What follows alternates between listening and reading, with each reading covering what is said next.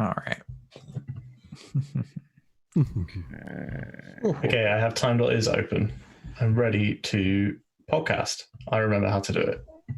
All right. Is.ready.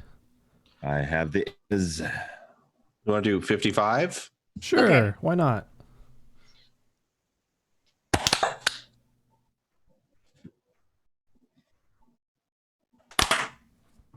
Oh yeah, we forgot to tell Jeff again that we do it on the 5 seconds later too, but I think it'll be okay. That should be fine. We'll make it work. Yep. Yep. Do it live. All right. All right. I'm There's gonna start our 118. stream up. Bow. I spent all my energy talking about the discussion. And now you're done. Yeah. And now I'm just like, I just really want to watch that now. What if I watch this stream again? Oh my God. Is there anything stopping you? I mean, it's a 2-hour video of them watching a single Mountain Dew promotional video. I feel like it seems like something Not to put healthy. on Okay, the, we could- on the we could- side. You could watch it and I could watch it with you. I always watch stuff on the side from Twitch. I can't. Oh, watch that's true. Me Twitch too. stuff front and You center. can't focus on it. That's No. probably I'll put it on when I eventually get some bullshit like work from home assignments. It's like read this thing and write a report. Part of the reason that they're able to talk about it for two hours is they go frame by frame. They watch it through a couple of times and then they go frame by frame to examine like each shot and sequence. They did that at one point with that young Sheldon video. Yeah, it's similar format. Wow. Similar format. Okay. That's something. He wanted to do it with the Imagine video of the celebrities performing Imagine, but the chat literally was like, "That's too much. We can't go there." I could not watch that. I'm sorry. And so he was like, "Okay, never mind. We won't do that." I watched so much of that video. I don't care for the song. I don't either. No, neither do I. And I don't think that was the point. I think that Pat Gill is fully aware that everything about that video is terrible. No, but I never watched the video in general. It's not terrible in the way that the discussion was terrible. That's like I need to pull up a video for Danganronpa.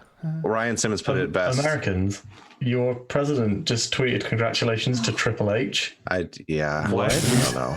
What is Triple H do? What? Oh, It was God. his 25th anniversary of WWE working for WWE. Oh, I mean, fucking Vince McMahon is on some like panel. Vince McMahon is to, the like, one who's going to reopen the U.S. economy. Yeah, he's on that committee, and We know he's gearing up for Vince McMahon 2024, right? Fucking. Oh God. By the way, Hey, then the WWE could maybe be good for once. That's true. If he wasn't, but knowing Vince, he would try and do both. yeah, if he could Fill his cabinet not members. have to, if he could not have to be, if someone took away his role in the WWE, so he just had no influence on it anymore, it might be good. anyways, That's very hopeful. yes, it is. Oh, by the way, Jeff, occasionally you turn robot-y. I don't know if that's your connection or if that's a known Yeah, thing. it's my connection. Okay, Because yeah. I Okay. have this. No worries. Yeah. Your local recording should Yeah, be the fine local then. recording is fine. I just wanted to make sure you're aware. Yeah, Okay. thank you. Cool. We've got 5 stars on Podchaser. Go us. It's probably mostly us reviewing, but that's Well, fine. we have 7 reviews. That's more than us. And I haven't done a review. Okay. And neither Well, have I. super- Super Forgot GG to. people. I forgot felt to. dirty writing a review for it myself. Me too. I was just like, okay, I would feel really gross doing that. we're streaming out to the world, Andre. Your collusion has just been caught on the internet. Womp womp. The crash zoom was on the background when you said that was very funny. You think Vince McMahon runs his own Twitter account? No, absolutely not. God, He no. doesn't know what Twitter is. Okay. I reckon that Vince McMahon is super high tech, like that he knows what he's doing. No. If that man know. sleeps 4 hours a night. Yeah, This he is uses the great. other 6 hours to browse tech forums. What was that Be a Silver shitty? Surfer. There was some shitty social media social media platform that they kept pushing long after it had like failed and was like Vine? not. Was No. it Mastodon?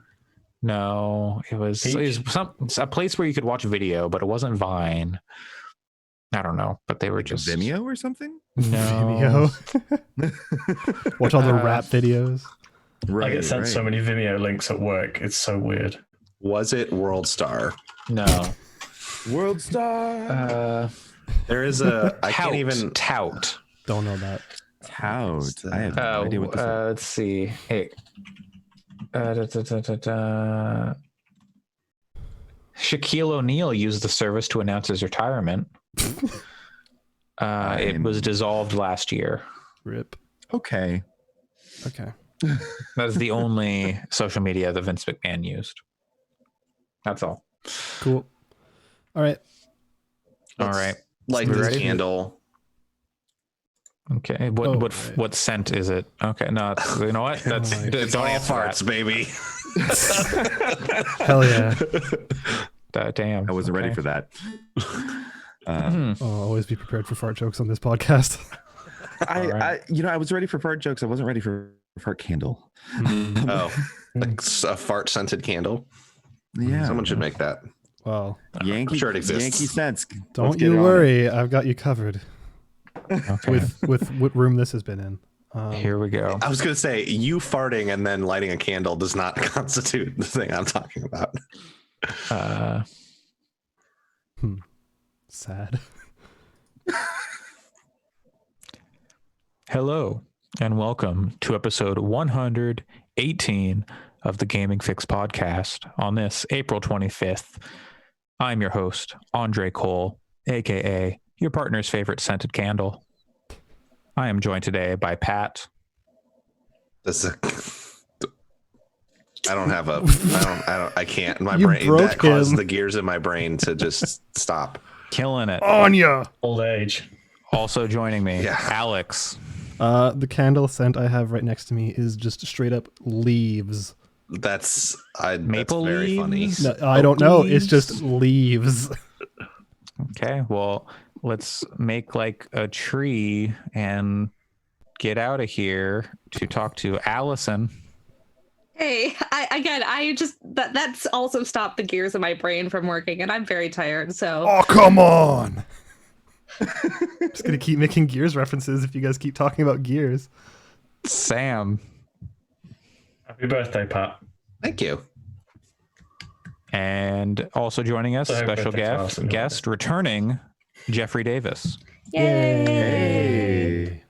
Yeah. So a colleague of mine is actually obsessed with Yankee Candle Company. And so I'm going to say my scent is somewhere in between sandalwood and the nearest thing which I have to hand, which is cough syrup. What? Cough syrup candle. That's great. That sounds like a prank. The one thing I do love is when candles have such vague scents that you're just Yeah. like I don't know, like it has like when you see a candle, it has a flag on it and it's like the scent is freedom, and you're like, what does that mean? What does freedom smell like? I don't Come on, know. the And then questions you we need smell to it, be- and then come it just on. smells like candle, and you're just what? It smells like very cheap whiskey, cigarettes, and gunpowder. That's what freedom smells like. Oh, Vince McMahon. Okay, yeah. Yeah, exactly. Vince McMahon also has never smells smoked like a cigarette. Vince McMahon also smells like oil. He's more of a. I would assume he has other vices. We'll say, since we're actually live on a podcast now, I won't. I won't speculate about Vince McMahon's substance use. Yeah. I don't know how litigious that birthday, man Pat. is. Thank you. All right. Sam's video window is too funny. But Sam is currently stepping out of frame, so we're using Zoom backgrounds. His is of the game he's brought, and now out of nowhere, occasionally a door appears in the middle of it because he's stepping out. In the background. But the background like keeps the thing on the door, so he's just opening the picture and He's stepping through opening it. the world into He's anime. also opening his package right now. He stepped into anime and out of anime. Not that and one. Now he's doing an unboxing live. The cardboard box package.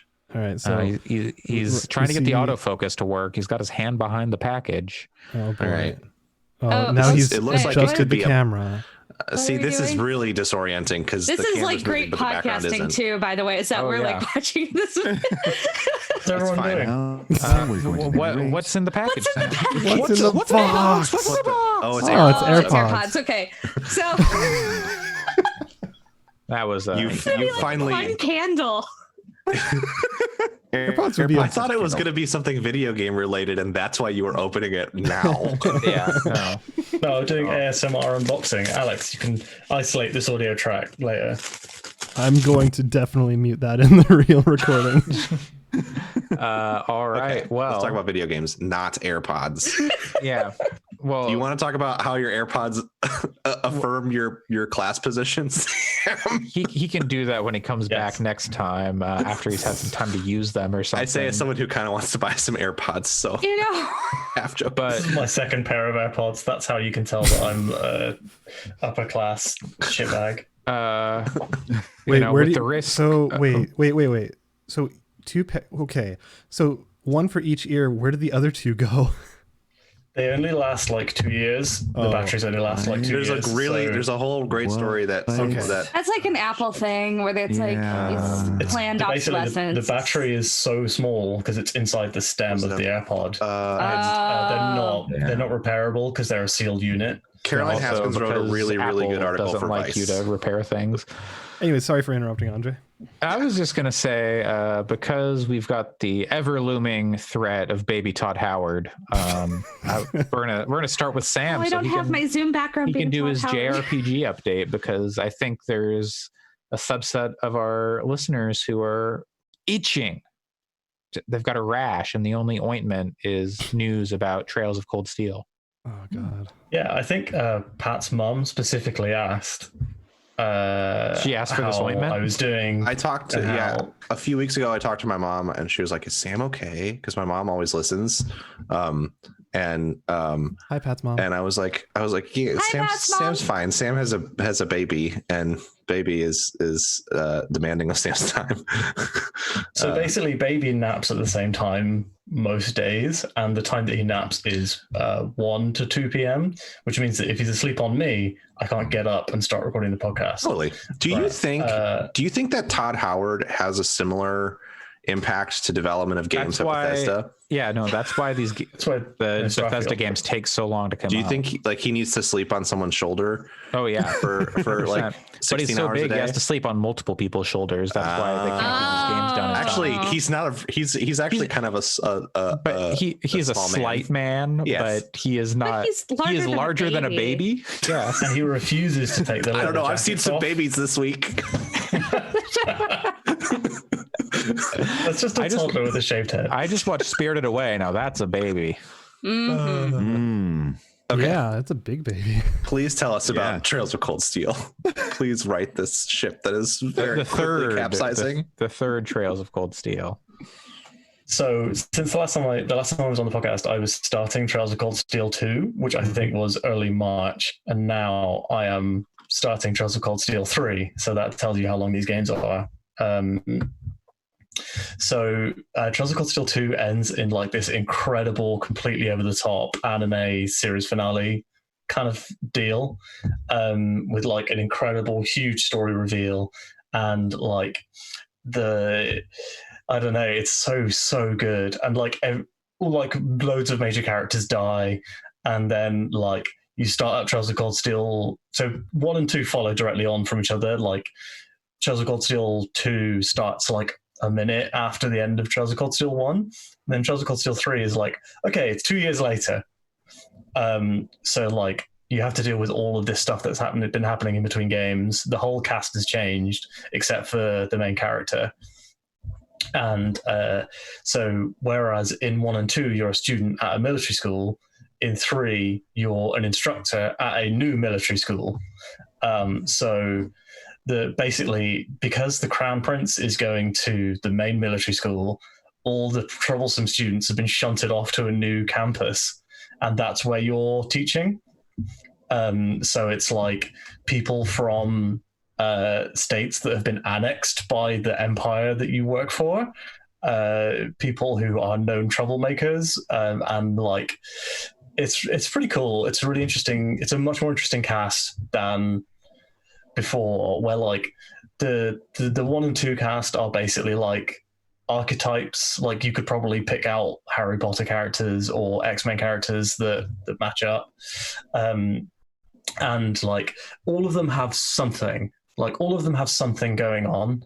Like even the character that you think is the most boring has like they have like a second storyline. That's a big thing with the Trails games and the Falcom games in general, is that they kind of show you an archetype and then they're like, and here's this emotional thing that they're going through, which is why they are like they are. And I've not got to any of that yet in Trails of Cold Steel 3.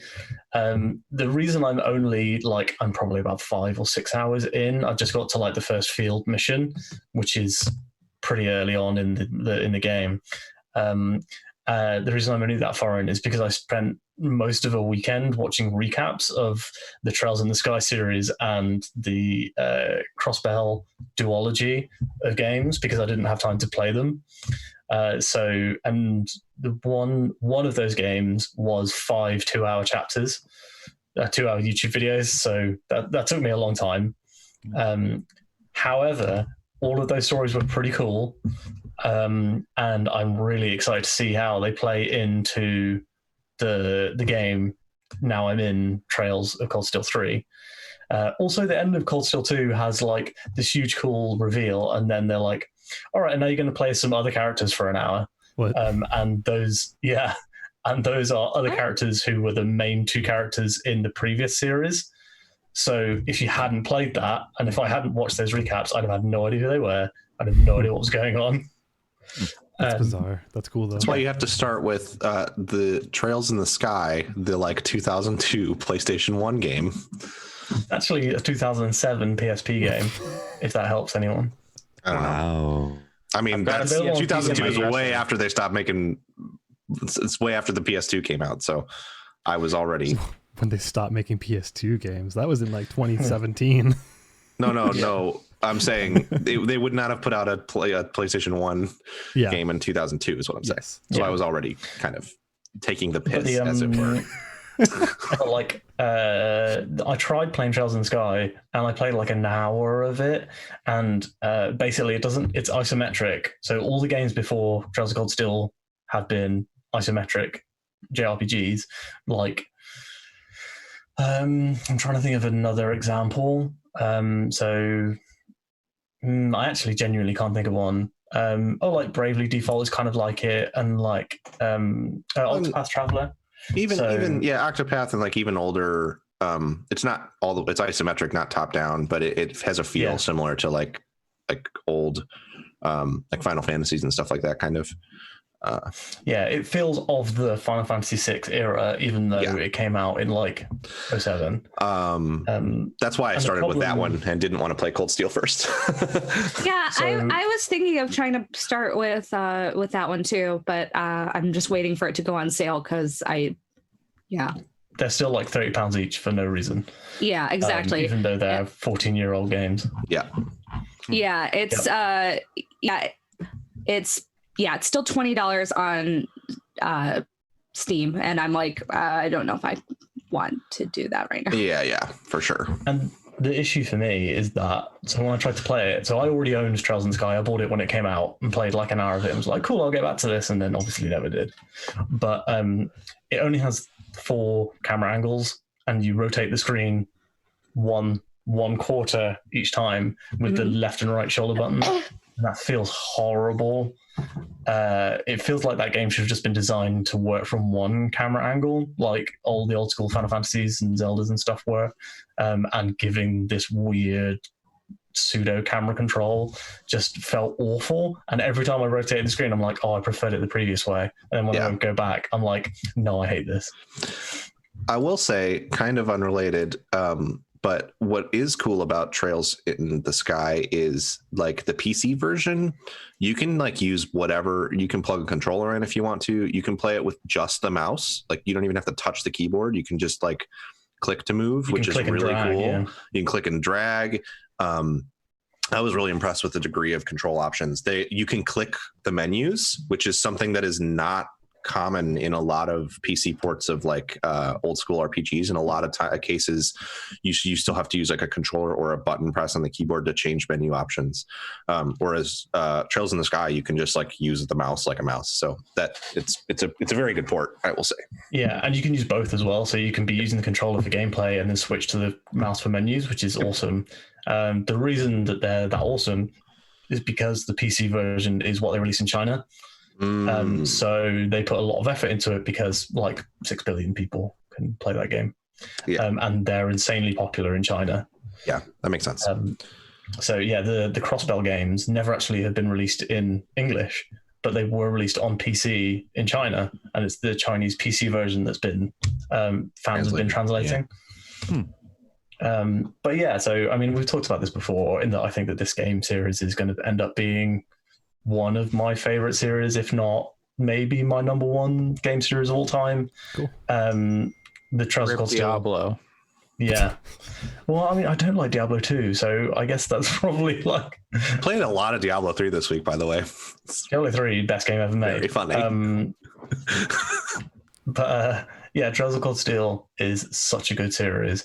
The writing is incredible. And moving on to 3 is really funny because 1 and 2 that I've been playing are PS Vita ports on PS4. And the third one is the first native PS4 game, and it doesn't look massively better.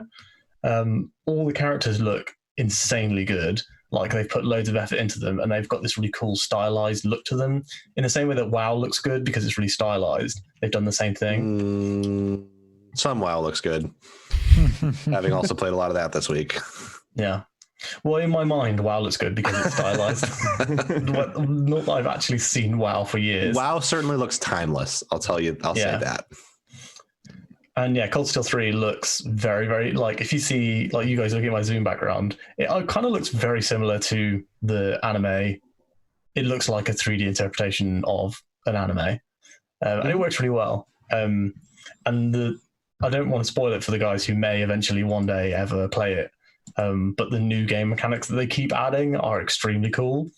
They've added a new card game for the third one, which is like tactical, involves placement on the field. It's basically a clone of Hearthstone, but with placement stuff. So there's like 10 slots on the board, and placing stuff in the front and back row matters. It's really cool. So it's Gwent. Yeah, imagine if Hearthstone was also Gwent. Like, that's really similar to that's kind of how this game feels. Okay. It's Legend of Runeterra. I played it's the Elder Scrolls card game ago, but I never got to it. I don't know. I can't remember what it's like. But yeah, the no triple triad, that's for sure. Triple Triad's very good. I do think that Gwent is still my favorite card game because of how weirdly overpowered you can get in The Witcher 3. The actual Gwent game is too hard and I don't like it. The actual Gwent game is one where you have to play against other people, so it's balanced. Yeah. You can't just go to every city unbalanced and get all the cards. Yep.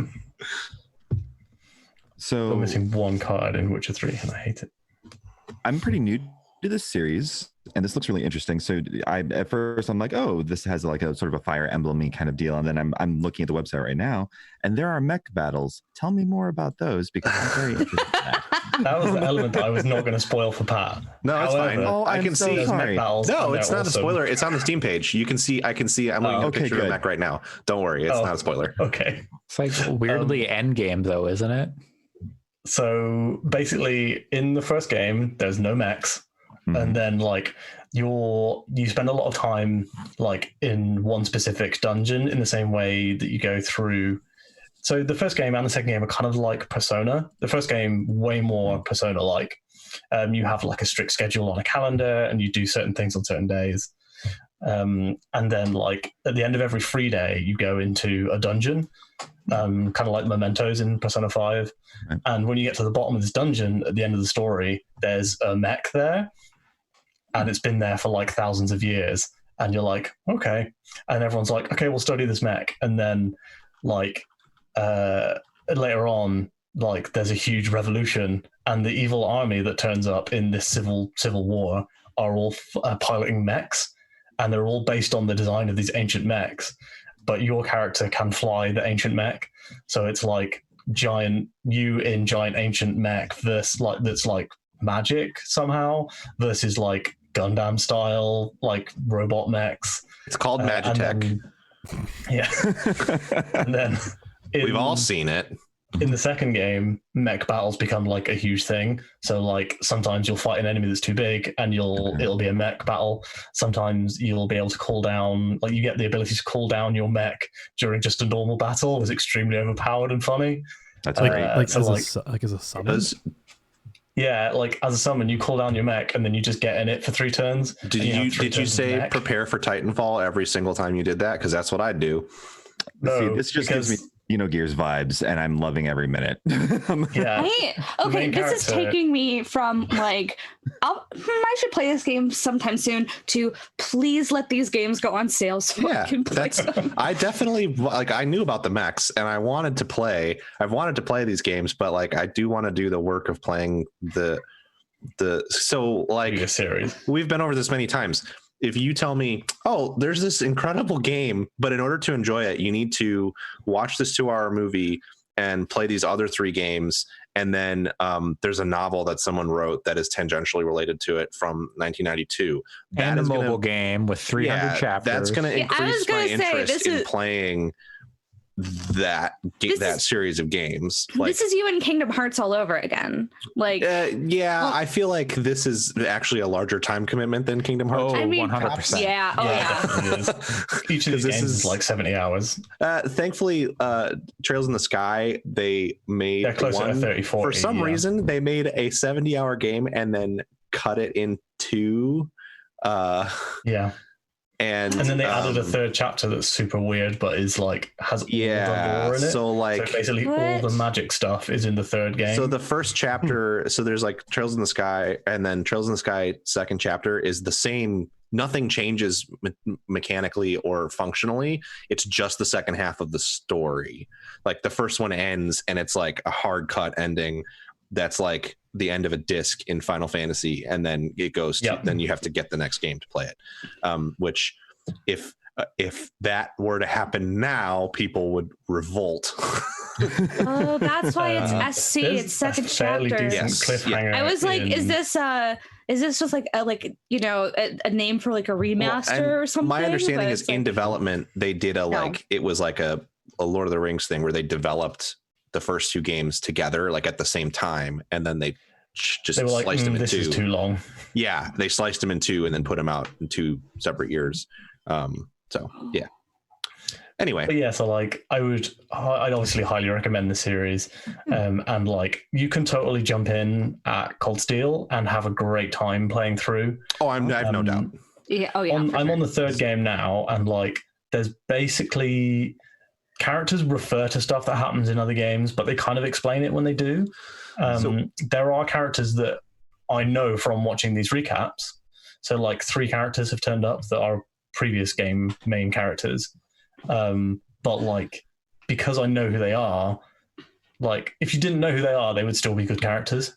And to pique your interest further, Jeff, part of what's so cool about the way that the series is structured is in Trails in the Sky, you're playing as the equivalent of Witchers in this universe. They're kind of mercenary problem solvers, but half well respected in some areas and kind of despised in other areas. And interesting, you're in one of the 2 major countries that exists in the world, and during those games the other country is framed as the evil bad guys, empire. as this bad. They don't go all the way into framing them as fascist, and so far as I've played it, but they definitely are these are the bad guys, we're the good guys. And then there's a city in the middle, or a small nation in the middle. Mm-hmm. So in Trails in the Sky, you play in that first country, and then in the Crossbell games, you're in that small kind of neutral territory in the middle. And then in Trails of Cold Steel, you play as the military schools in the country that has been framed as the horrible evil empire the whole time. So it's you're playing from the perspective shift between the 3 different series is like pretty immense and provides like a huge amount of context for the world holistically, which is and it's super it's a very political. Even I've only played like 5 hours of Trails in the Sky, but it's actually like very much attempting to portray politics in a way that I don't know that I feel it's trying to say anything about the real world. But it at least is just trying to be realistic. It's trying to build a realistic political landscape, which in and of itself presents interesting themes that trace back to real world politics. So yeah, it's a pretty interesting, well-written series. Yeah. Like when the Civil War kicks off in the series, you're like, oh, I know exactly why this has happened. There's tensions here because of this. Right. There's tension there. Like this is happening. Like everything. There's never a moment in this extremely anime story where you're like, oh, that was a big anime twist. Like everything follows really well from everything else. Yeah. And the twists kind of happen more in the character moments. And like there are anime moments in like, you know, one character, like there's characters who hide the fact that they are secretly witches. And then you're like, oh, witches exist. Yeah, like no, I get that. That sounds really interesting, especially because the anime has this tendency to create these sort of naive Hegelian narratives of like, you know, well, here's this big force, and now we're going to sort of have this Manichaean standoff, and it sounds like it's actually sort of going, well, no, what if people were involved in these forces of history? Yeah, it's almost exclusively like people based, like the army. So we're not going to kill God. No, so far there has been no God murder. I hope that's where it goes eventually, but it's not an anime RPG if you don't. There's still there is something to be said about the whole JRPG arc from going from like, okay, so you're killing like basically like tiny insignificant enemies to basically murdering God, like that. Like there's something to be said about the JRPG arc. I do assume that it will go there. Like one of the big, like the evil mechs that you fight are like remnants of precursor civilizations, and there's like an evil god mech that has to be awakened by the blood of the emperor. You don't kill there it is. You might kill the god emperor. Like it might be like a 40k scenario where it's not actually God. Or like a Dune scenario. You know, you got to go kill Leto the Second. Or it's a Brumac. Just throwing Gears references out here. But yeah, I mean, obviously, I would highly recommend this series. And it's the first game is on PS Now, and apparently it's extremely, extremely playable that way. Oh, I would have to. And I played a huge chunk of this game remote play in bed with a baby, and it works extremely well via remote play because there's basically only one or two things that require reaction time, and the window is really wide, like specifically, I believe, so it can be played well. But like when you're commuting and you might not be looking at the screen constantly, you might talk to a ticket inspector or whatever. Right. So yes, that happens often in my daily I speak routine. to ticket inspectors every day. Oh man, the experience of taking public transportation, I haven't thought about that in a while. Not great. Yeah, I refunded my annual Sorry to bring it down. ticket. Sorry to bring up the before times. The before times, yeah.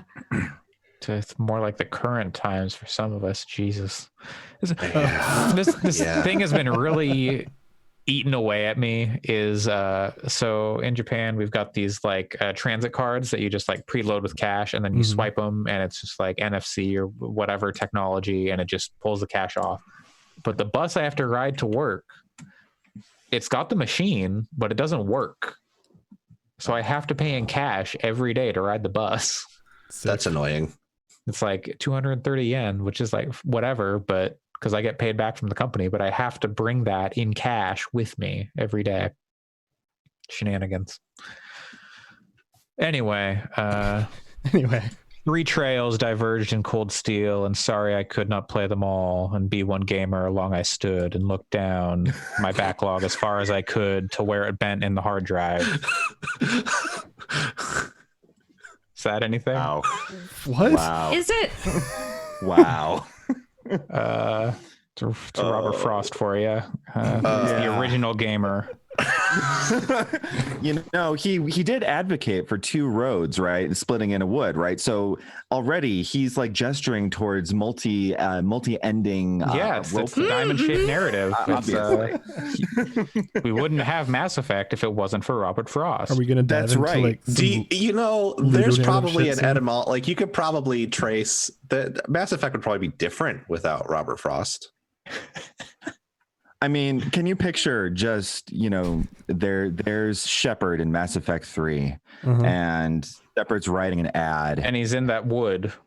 And Shepard's writing the ad, and it's just one pair of Krogan shoes, never worn.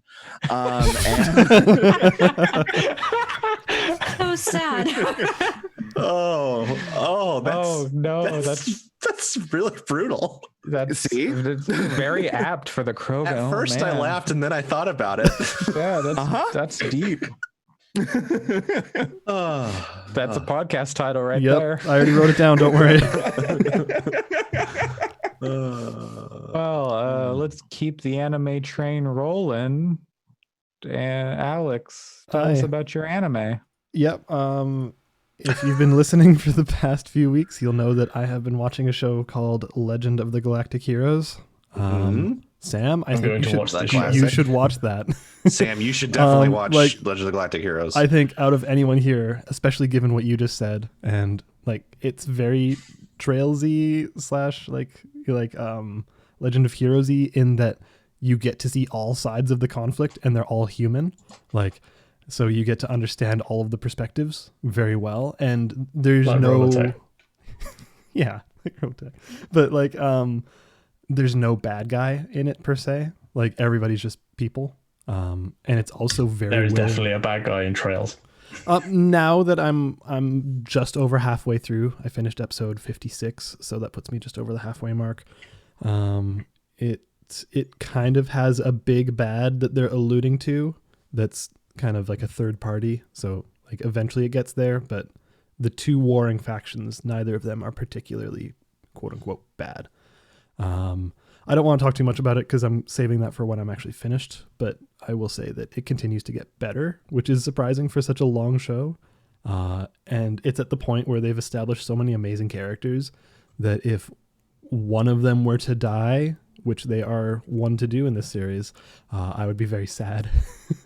And they've already killed off some of the most likable and awesome side characters, which has been really devastating at moments.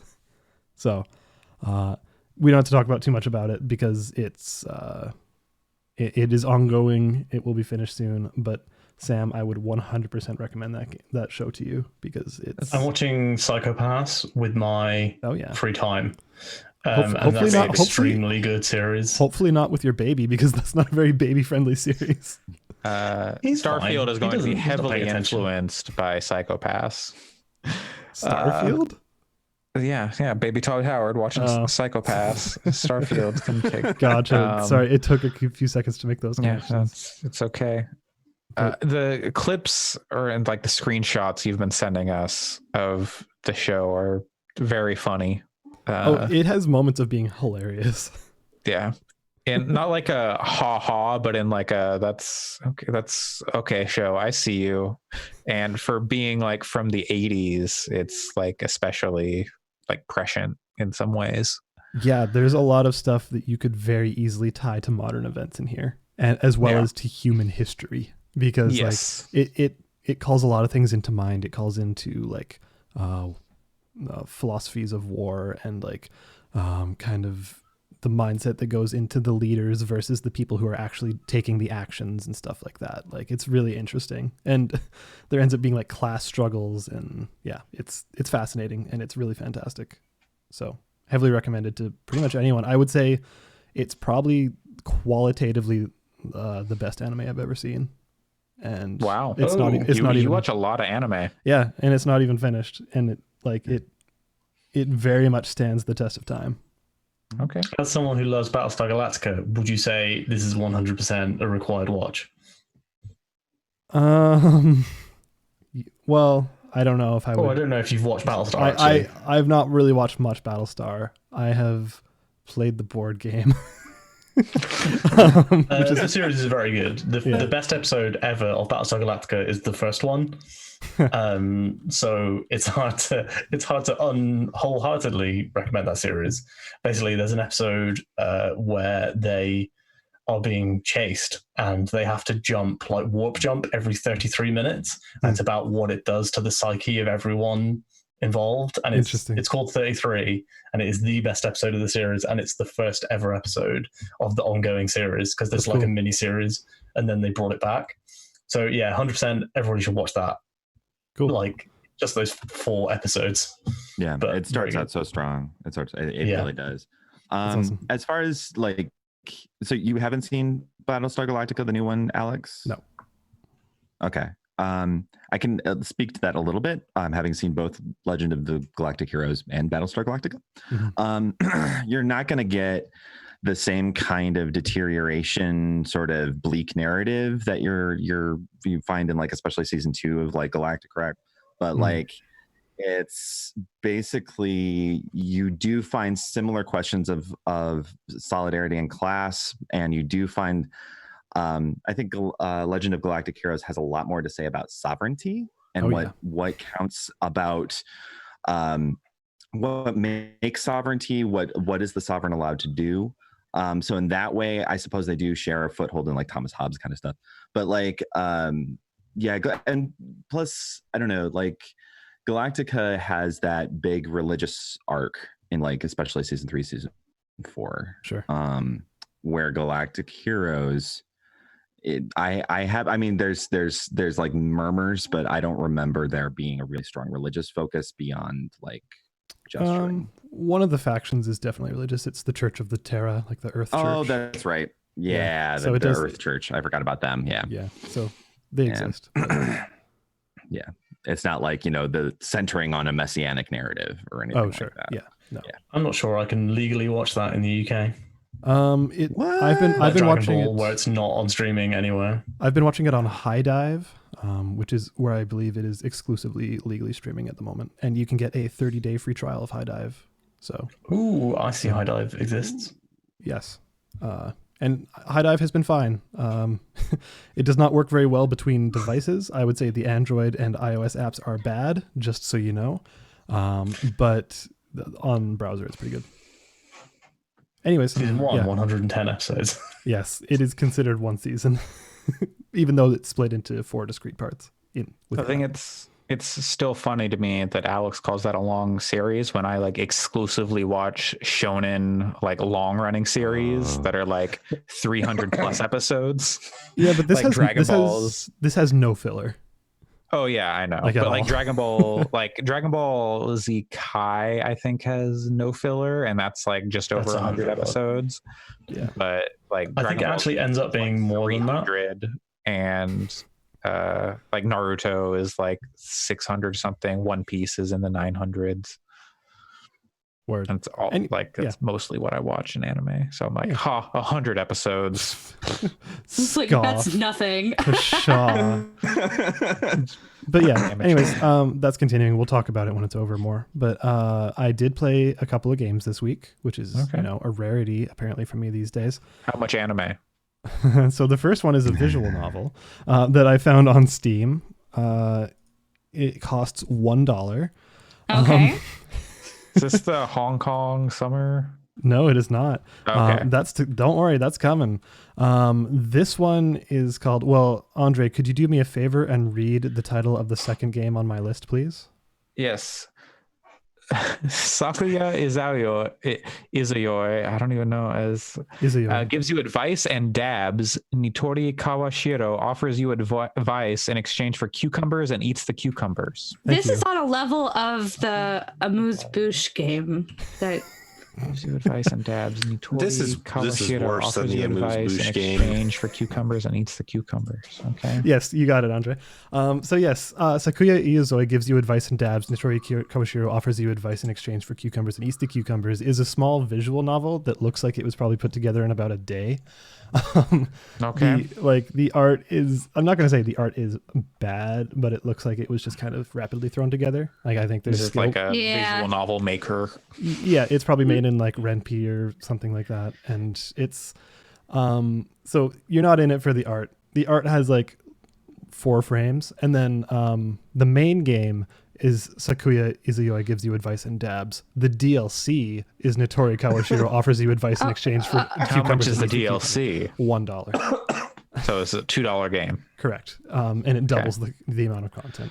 Well, it's getting your money's worth. So it sounds very silly from the concept, and it is very silly, but to be honest, it's actually pretty good. Like it's it'll take you about 15 minutes to get through. But the thing is, like, it all sounds like a joke, but it's actually like a warm hug kind of thing, where it basically says to you up front, like, hey, times are anxious right now. There's a lot of stuff that's going through people's mind with regards to mental health. How are you doing? Like, how are you feeling? Are you anxious? What's making you anxious? Like, it's asking you all these questions. It's like, and then like, are you anxious? Okay, what's giving you anxiety? And it give you options like, I don't know what I'm doing with my life, or I don't know, I don't feel like I belong anywhere, or like I can't focus. And then it'll just kind of like walk you through those and say like, okay, so are you feeling like this? And you're like, well, maybe a little bit. And then it'll actually give you advice, and it'll be like, yeah, like, try these techniques. You can read more about it here. Like it's actually like a mental health tool. And it says things like, hey, you can come back here anytime. Like if you're feeling down or you're feeling like whatever, this is a stable rock for you. You can always come back. And like, it's actually really charming in that way. Like, and it'll be like, yeah, okay, now let's do some square breathing techniques. Like, okay, breathe in for 4 seconds, hold your breath for 4 seconds, and then click next when you're ready. And then like, now breathe out and hold that for 4 seconds kind of stuff. And it's like, is that helping? Yes or no? And like, it's kind of awesome in that way. And like, it's just the Sakuya girl walking you through all this stuff. And at the end, she's like, okay, thank you for joining for me for all of this. And then she's like, all right, I'm going to reward you with this dangerous action behavior. And then she dabs. And then, and then okay, she's that like, made it sound exactly like this is like exactly up your alley, Alex, though. Yep. Like... And then afterwards she asks, did that help? And if you say yes, then she dabs like 5 times in sequence. They give away the dab on the store page. You're selling me on this game, and I didn't think you would. The problem is they show you that you can see the dab in their news posts. Like they gotta the dab. You gotta lock that dab up. Yeah, I know it should, but don't worry, they lock some stuff in the DLC. It's gotta get like the PlayStation screenshots and recording are limited in the set. Yeah, right. They should put that on screen, even though they can't do that on a PC. Yeah. But the that'd be a really good gag. It would be. But yeah, the DLC, Nitori Kawashiro offers you advice in exchange for cucumbers and eats the cucumbers, is very much the same thing. It's just a little bit expanded. So she brings up different topics and stuff like that, and she does it in exchange for cucumbers, and then at the end she eats the cucumbers. Like, it's giving you exactly what you expect from the titles, but like, it's for something that seems hastily put together and like I would not say is particularly technical, it's really charming. I actually don't have that much negative feedback about it, because I think it's like I can see people actually like really getting something out of it. So even though it's like a meme thing and a jokey kind of thing, I actually think it has some worth to it, and it's not going to be on a Game of the Year list or anything like that. Like, but it's charming. Hey, it's nice. Don't speak too soon. It has not been a particularly strong year, but yeah. I only have like 2 games that are maybe on a Game of the Year list currently. So yeah, probably about the same. Yeah. Murder My Number is on there. Yep, that's on my list too. Little one. Hi. The baby. It's baby Todd Howard. We have Todd Howard here. Oh. Hello, little one. But how's the Fallout 76 update? It's got NPCs now. Todd Howard, do you have any anything to say about that NPCs are here? He He's just currently grabbing the microphone. Yeah. And giving us players. Let the players find all the what sage wisdom, Todd Howard. He was also giving us a very stern look. So it's true. Aww. Well, he wants us to really grab the content and actually let the content grab us as well. He wants us to pay $30 for the Tanky DLC. Wants us to grab that content and he wants us to have to edit this, Alex. Yeah. Currently, you probably just heard a baby hiccup. Oh, there's a lot of slobber on this microphone. Yeah, the baby was just trying to eat the microphone. He reached for it again. He was like, "Wait, give me that back." I like the taste of microphone. In fact, that felt good on my gums. Yeah. You've got a future podcaster on your hands. He can't do very much yet, standing up wise, etc. But he's like, he can stand up with like a tiny bit of help, which is very cute. Oh, yeah.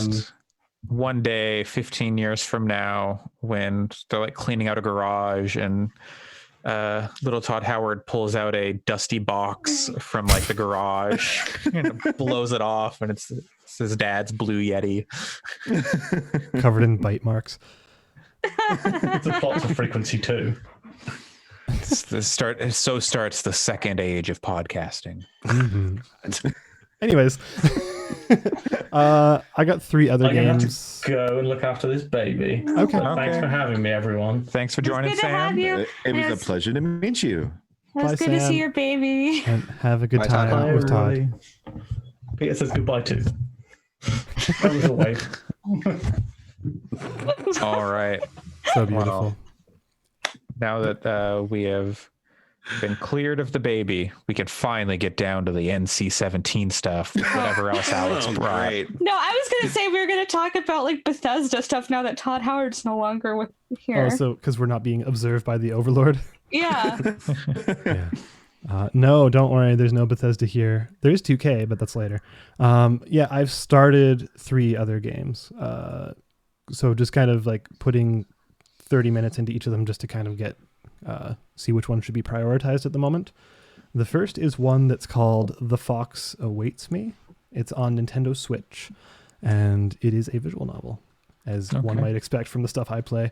And I'm only going to give each of these games probably about 2 minutes because I'm not far enough into any of them to have any really strong opinions.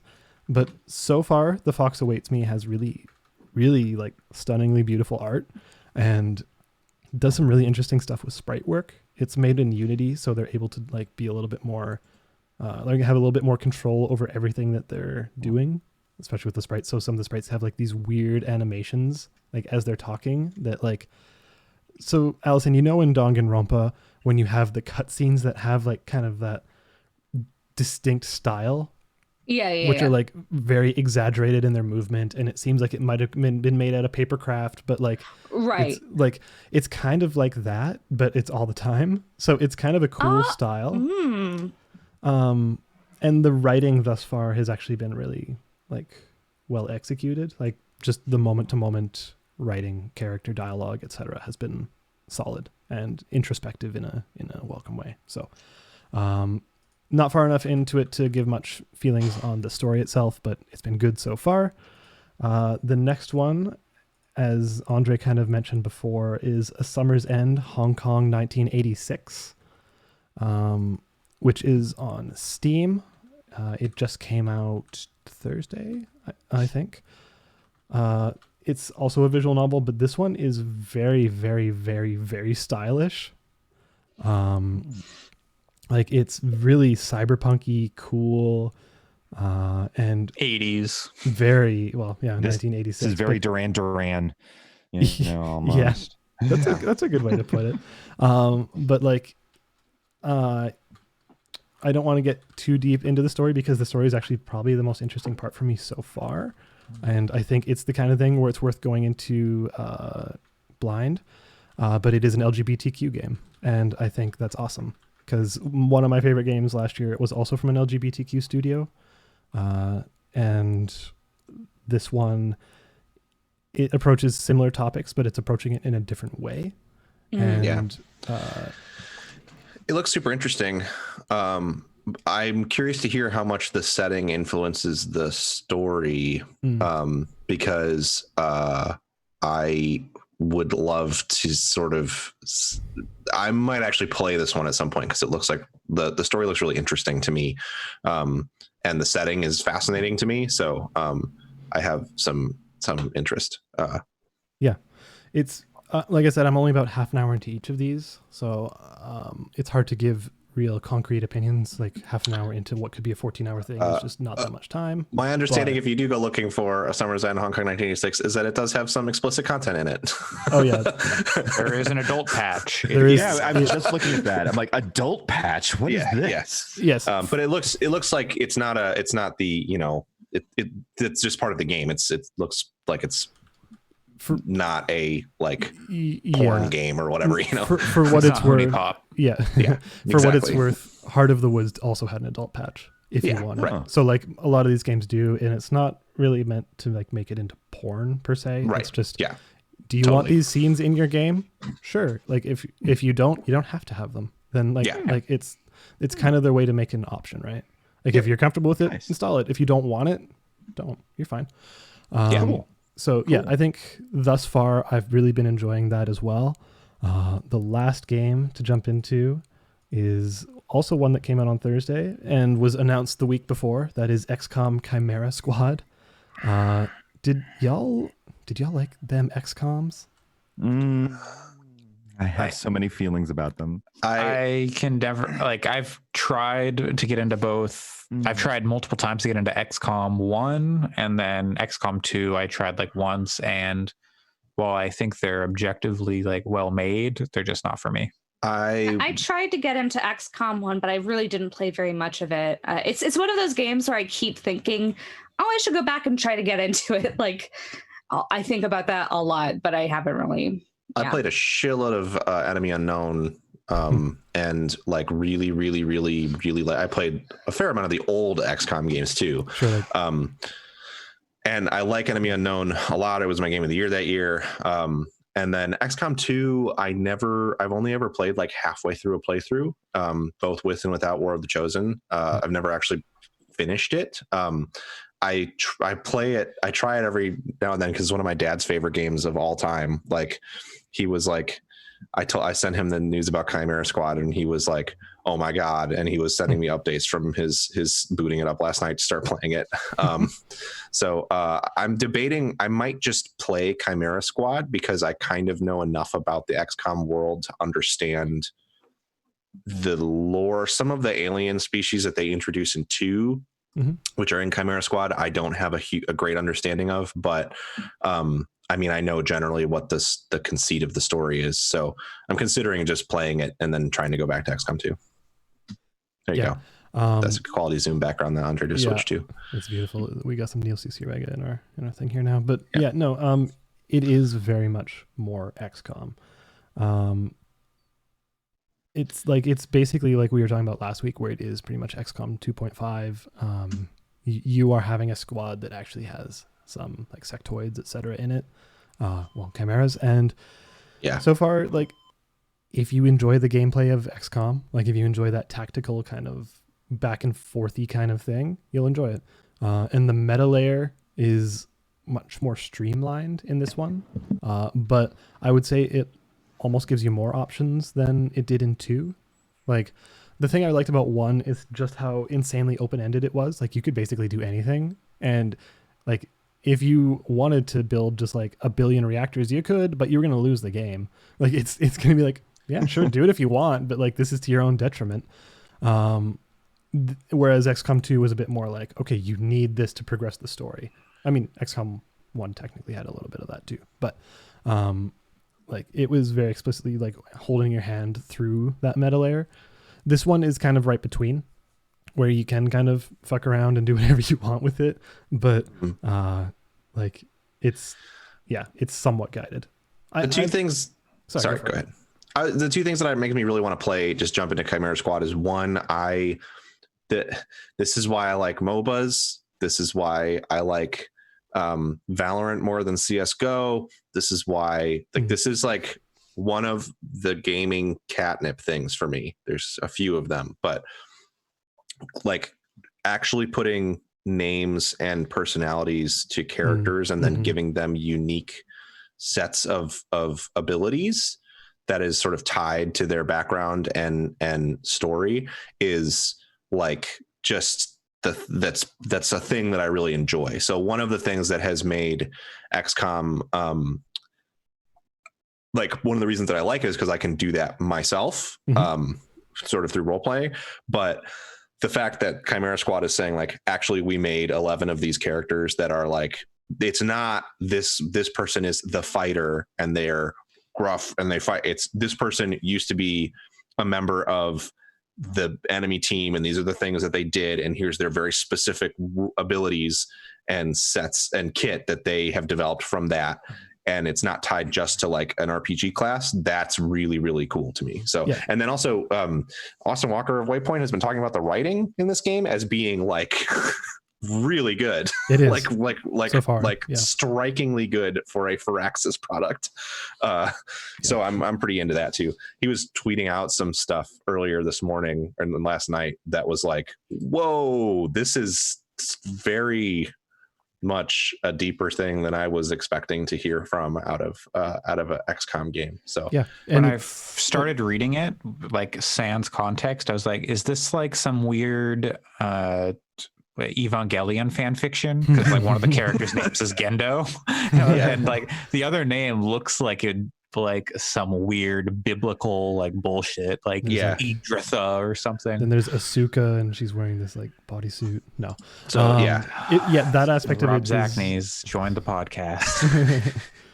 if only I liked Evangelion. Anyways, only Rob Zachney would be on our podcast. That would also be pretty cool. But I think that aspect of it has been really cool too, because you're right. Like you could like make a squad of people, name it the Fixed Cast, and like have Andre and Allyson and Pat, which is fun. I love doing that too.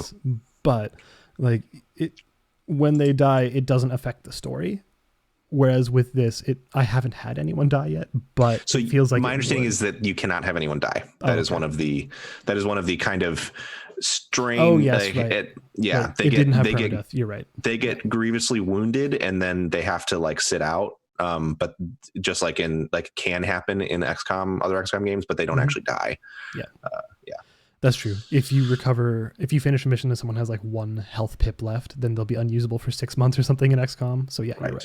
It is more like that. Anyways, probably going to continue with that. I'm going to continue with all three of them. Not sure which one will be finished first. We'll see. Yeah, I think this conversation is I'm going to just play Chimera Squad first. And then if I want more XCOM after that, I'll go back to 2 and try to get a playthrough in of 2. I would love to see if someone does like a long war mod for this or something with the same characters. That'd be really interesting. Yeah. Well, I would hope that awesome. I would hope if it were me. So Firaxis has a way of saying, okay, we're on to the 3rd game in the series now. You can still play the first 2 if those are what you want. For the 3rd one, we're going to do something different. Like Civ 6 and Civ 5 are very different games. And there are people who still play Civ 5 like for hundreds and hundreds of hours because they're just so different mechanically. And so what I would love is for XCOM 2 to be, that thing. War of the Chosen makes it the XCOM 2-iest thing it can be. And if in XCOM 3, it was like Chimera Squad, but it was like, okay, now we're in the whole world. And you have, there's 100 different agents instead of 11 of them. That would be, I would love that shit. So yeah, that would be cool. Yeah, that'd be fun. Yeah, I could be interested in something like that too. Anyways, the fact that it's $20 is like, maybe I'll pick this up. And it's $10 right now. Yeah, it's $10 until the end of the month, basically. Oh, until the end of the month. I thought it was just until it released. Oh, that's good. Nope, until the end of the month. Yeah. So I think at $10, it's extremely worth it. So. Yep. Yeah, I definitely bought it. So it's just I was deciding whether I wanted to play it first before trying to play through XCOM 2 again or not. But I think I'm going to. Yeah, like you do see that cheaper price at some points. Like it doesn't have fully animated cutscenes and stuff like that, but it sounds like there's some jank in the menus and that's UI and that's stuff. XCOM. Yeah. Well, with War of the Chosen, like they got to the last time I played XCOM 2, which was earlier in 2019, it was they had dialed in a lot of that stuff. But it took them a ways after release, obviously, to do that, which I would assume they'll do with this too. Man, I was playing an Iron Man run of XCOM, the original, and like made it pretty far, and then just ran into this loop of stuff that would just kept breaking, and like just actual glitches where I could not progress. Where it was like, okay, this I don't even remember what kind of enemy it was, but one of the bigger enemies like broke through a wall and it crashed your game. And every time I loaded the save, that action happened every time, and it always crashed my game. And I was like, well, fuck, I can't roll back. Was it like the Kool-Aid Man? Yes, it was Kool-Aid Man. He said, "You got Kool-Aid Man," and then I crashed your game. Then all of the cogs from Gears came in. Sounds like it's working as intended. Was there. And then the Gears people were like, "We could make a tactics game too." Out this week. Is it this week? Whatever. It's out. I think so. Yeah. I'm gonna. It's now? Is it next week? No, it's next week. I think. Okay. I think. This No, because week? there's an embargo until next week, I think. Okay. So I'm actually excited Tuesday. for Gears Tactics because as someone who has never I finished the first Gears of War, but since I have Game Pass Ultimate until the end of time, I don't have to buy this game, which means I'm excited to play it. Yeah, you're right. I can do that too. Okay, it comes out April 28th. So yes. Okay. Yeah. I will only play Gears Pop from now on. I'm so worried about their necks. Like every character design of like person, like their necks are Their necks are like 82 inches wide. giant. Got those I hate my dad traps. Yeah, Got a Jose Canseco neck. Or like, are you okay, dude? like George Fisher from Cannibal Corpse. Yes. Yeah. Exactly. Yes. Yeah. Anyways, yeah, that's my games. Okay. Don't want to take up too much time, but don't write off Sakuya Izayoi gives you advice and dabs, and Nitori Kawashiro offers you advice in exchange for cucumbers and eats the cucumbers. Okay. All right. Well, continuing on this anime train, it cannot be stopped. Oh, it will not be yes. stopped. Fuck. Allison, please update us on your journey through Danganronpa. Yeah. Dragon Grandpa. Dragon Grandpa. Yeah, so I've been playing a lot of Dragon Grandpa, Danganronpa. I like, for some reason that's like a tongue twister for me. So I finished 2 this week, and I am partway through the 3rd game. Like last night, my goal was to finish the 2nd trial last night, but it was taking a long time, and I was just so tired that I'm like, those trials are long. When I hit the trial intermission, I was just like, you know what? If I don't like wait to do this tomorrow, I am going to fall asleep during this trial. Are like 3 hours. Do you need to provide an update on where you think the story is going? Because I can take my headphones off. That seems like maybe. Yeah, you should do that. If you have any theories, you're still early, but okay. Here, I'll take. Wait. Sorry. At which point of 3 are you into, Allison? Like you've just finished trial 1? I finished trial 1, and I got to intermission in trial 2. Okay. Yeah. Okay. So let's hear your theory about what's going on here. Pat can take his headphones off, and we can find out. Oh, before we discuss this, Jeff, do you have any experience with these games? With Danganronpa? Yeah. I have some, but I've read too much Roland Barthes as a kid, so I'm spoiler proof. I'm good. Okay. Just right. Curious what knowledge you come into this with. Okay, Allison, what do you think is happening in Danganronpa 3? Okay, so V3. I was happy that 2, I was accurate in that it was all a game. Yep. Which, I mean, it was kind of heavily implied throughout, so it's not necessarily like a big achievement, but it also plays on stuff that visual novels do all the time. Oh, where it's right.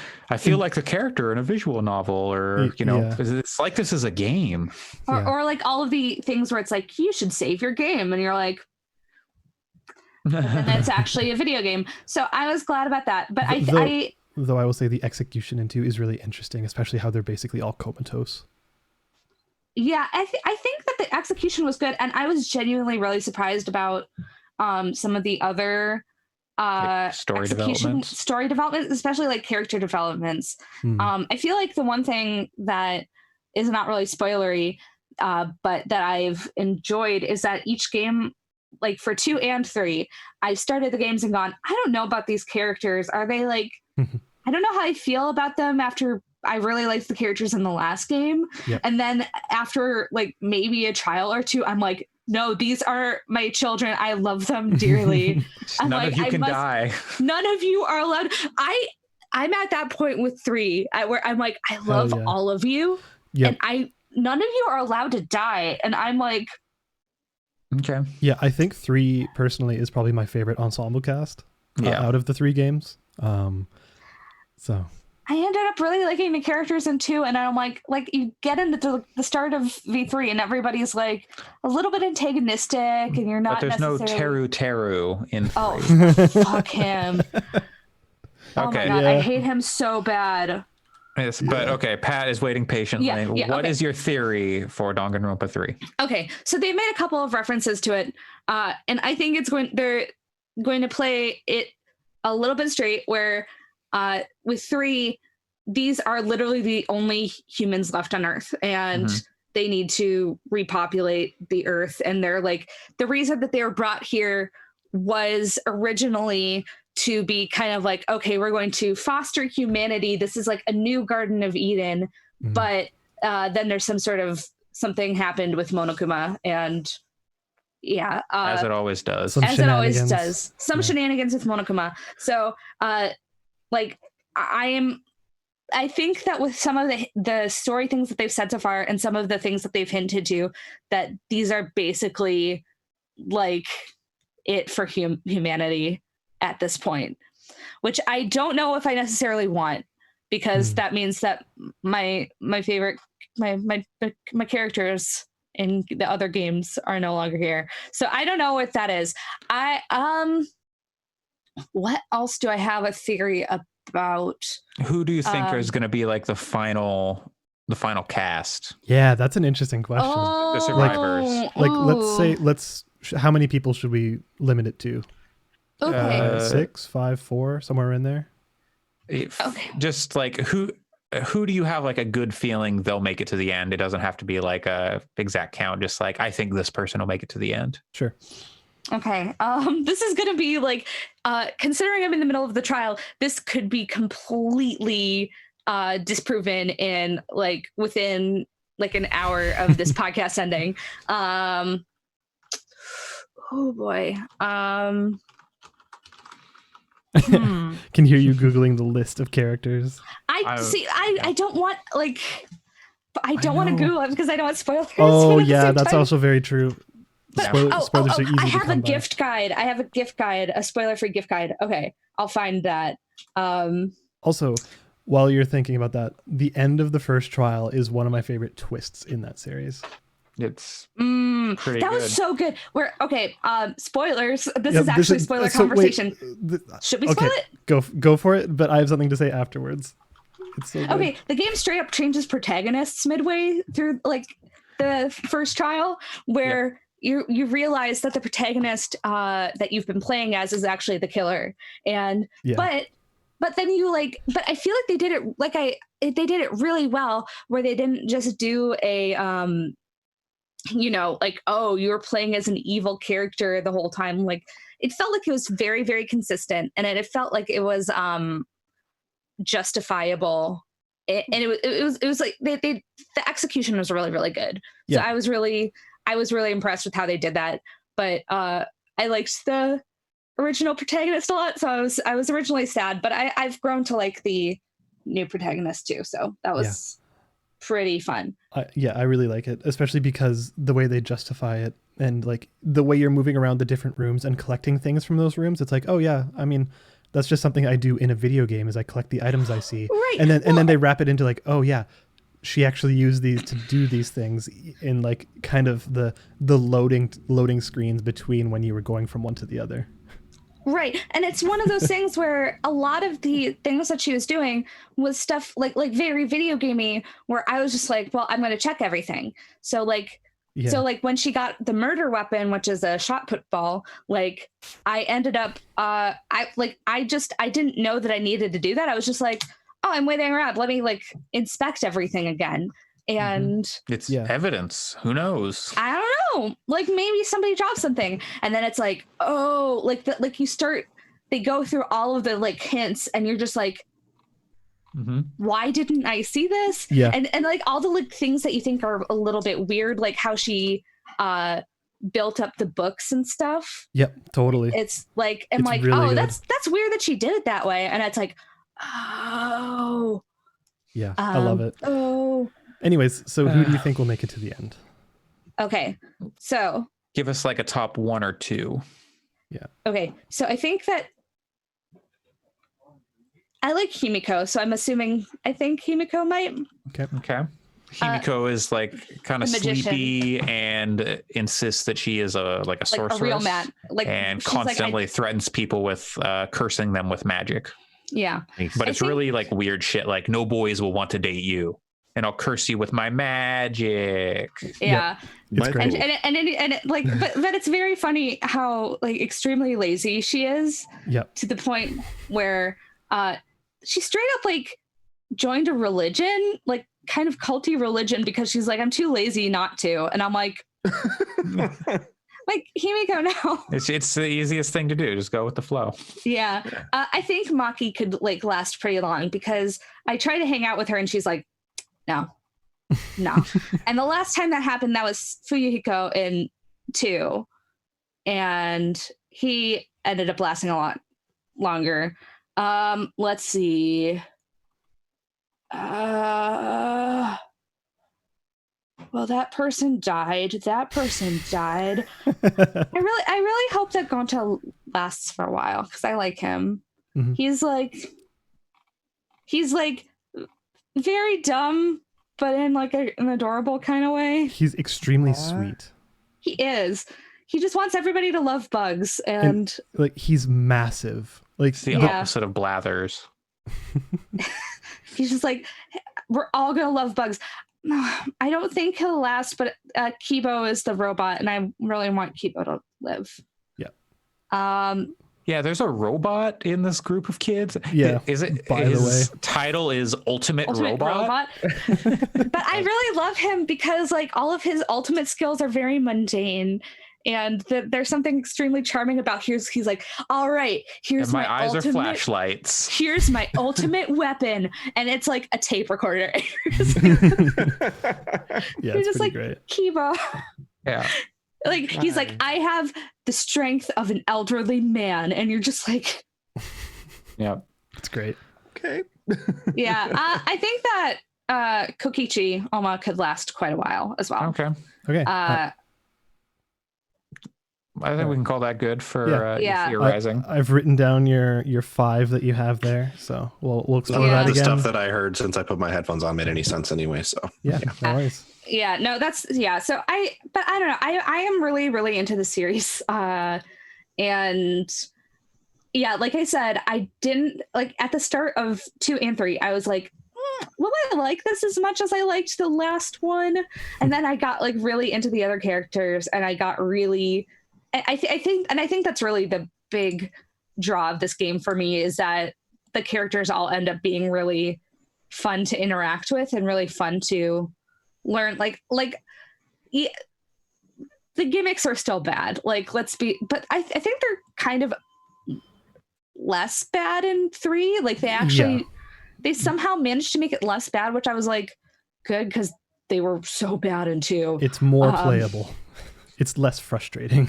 It's less frustrating, yeah, but like the overarching gameplay loop of Danganronpa is still really, really appealing to me. Where it's the you do visual novel-y type things where you chat with people and you become friends, and then oh no, there's a murder, and then you have to investigate it, and then there's the trial. Like, it's a very, very appealing kind of like gameplay loop. Yeah, it's very appealing.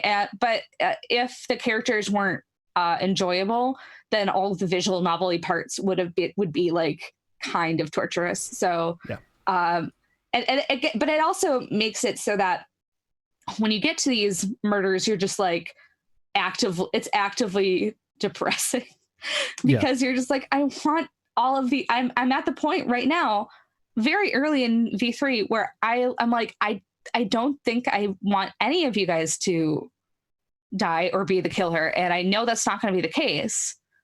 So it's a bummer because I'm like, I just want to hang out with you guys, and you have to ruin it all by murdering each other in this game. But but I'm so ready to have a spoiler cast about the end of that game. Oh, I'm so excited because Jeff, you don't know this, but I think in episode 1 or 2 of Gaming Fix, we're currently on episode 118. Episode 1 or 2, I was like, guys, we need to talk about the ending of Danganronpa 3, because I played it like probably like 2 or 3 days after we finished our first Game of the Year recording, and I was like, oh no, we fucked up. Oh no. because holy shit. Made. And like almost immediately I had a conversation with Erica detailing the core points of that game as well as the ending, because she's like, I'm not going to play this. So by the time we're finished, 2/3 of this podcast will know what has happened. We need to talk about it. And the problem for me is like when people explain stories to me, it's not that I have a weird relationship with spoilers, because I do understand the frustration that people have about spoiler consciousness and like that whole conversation. When I have something explained or spoiled, when it's like content from a game or a movie that I read on a screen or see secondhand, it removes the emotional weight completely for me. Like if you explain what happens in Danganronpa, I'll go, even if I played it and went, holy shit, this is amazing. If you explained it to me, I'd be like, oh, whatever. Like it's just a weird way my brain works, where as soon as someone explains something to me, I'm just kind of like, oh, okay. I never I have to see it in like the medium that it was designed to be presented in. Otherwise it never really has any impact. That's fair. I think this game is very much like that, in that it wouldn't work in another medium, especially with what happens near the end. Like in very much that near way, right? Like, and it's very much you need to have played all 3 games, right? To get the full impact. Yeah. You guys are mentioning like, oh, if you absolutely wanted to, you could skip to 3 and it would be okay. But at the same time, there are some events that happened in 2 where I was extremely glad I had played 1 first. Even though I would have understood it, it was just like, there were a couple of things where I was just like freaking out because of like the previous game. So I think that it's really, you really ought to play all 3 games. And I say this having not even gotten to the ending. It's very fun. And I think that this is a game, I'm really glad that I'm going in blind to the series. Without spoilers. Yeah. because there's something really fun about that. Like I would say that's the same thing too with like the Zero Escape series, where there are certain like story events that are just extremely impactful. And it's like, yeah, you'd still enjoy the game even if you knew that in advance, but there is something fun about getting that wait, what's happening moment where you're just like, what like where like, especially since I've been in I started a group chat with Andre and Alex where I've been telling them through my my kind of immediate thoughts on the game, and there have been a couple of moments where I'm like, wait, what's going on? And it's been fun. It has been fun watching you like have revelations and find things, and then I message Alex and I'm like, man, did you see what she just said? That's gonna come back, huh? So yeah, it's fun watching you go through the stuff I went through like a year and a half ago or whenever it is I played those games. Yeah, totally. Yeah, no, it's all been very, very fun, and I would be very interested in somebody else doing that where they were playing through it and kind of kept me in the loop of their experience, because I think that's kind of a fun thing with this game. Totally. Yeah. All right. Oh, fun fact: the voice actress for Chiaki is the same voice actress for Himiko. So best girl in Danganronpa 2 and Danganronpa 3. Mind blown. Yeah, Christine Marie Cabanos. I'm playing with the Japanese voice actors. Okay. Fair enough. The English dub is actually very good. Yeah. In this game, but no, I bet I just there is one voice actor from like I think 1 and 2, and I still don't know if it's a plot thing, but I was like, I'm pretty sure it's the same voice actor in the Japanese, and I was like, it was a very weird experience, but. All right. Well, that is our Danganronpa weekly update. Now...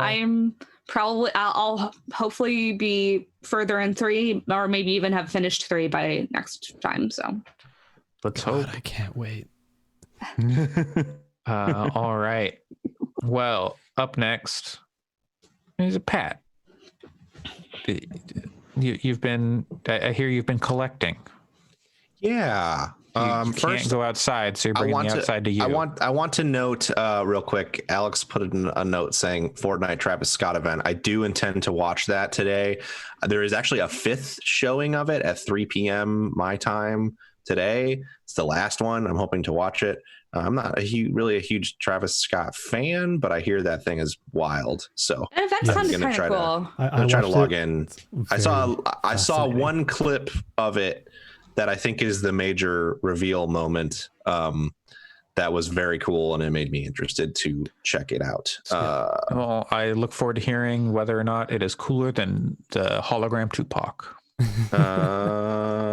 Yeah, that's tough. I don't know. What if they? Oh man, they would totally do hologram Tupac in Fortnite.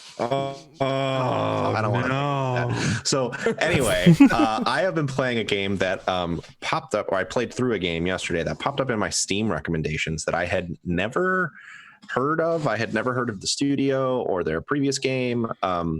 It's a game called The Flower Collectors.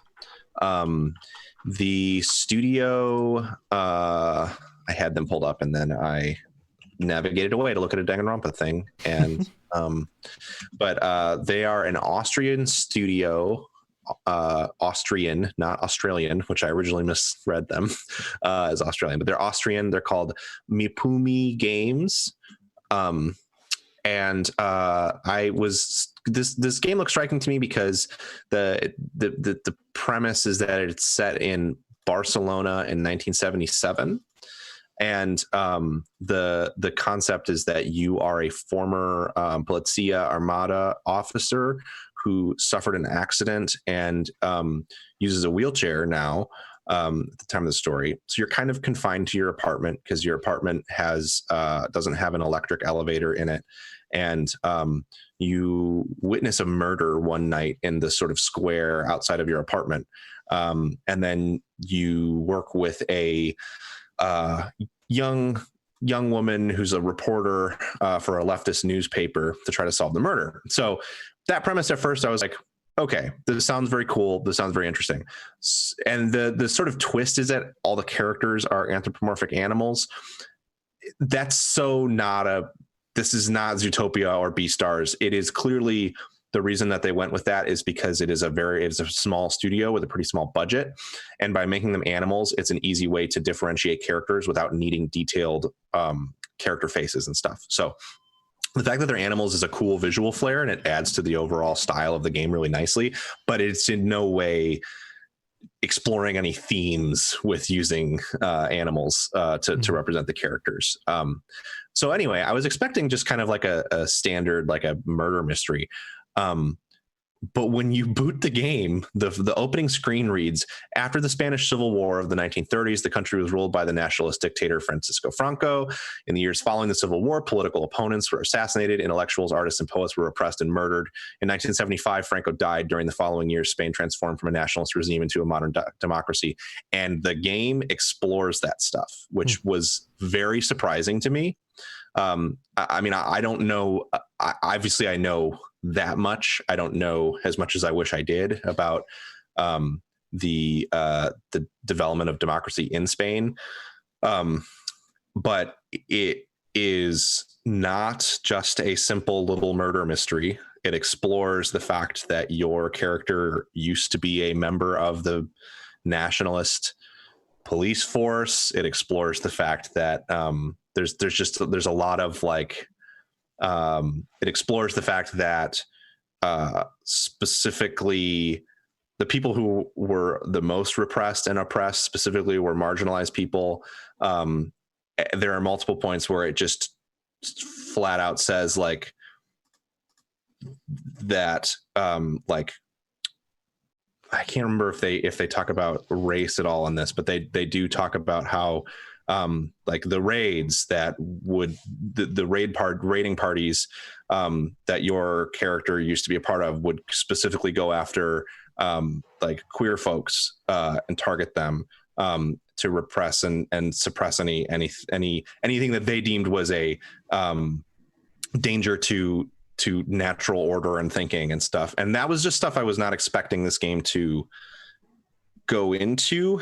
And I was really pleasantly surprised with the way that it talks about those themes. I think for probably everyone on this call, it would feel a little bit like this is a game that I would love to show to a high school class. Let's put it that way. Mm-hmm. It's not as deep of a rumination on these themes as something like Disco Elysium is.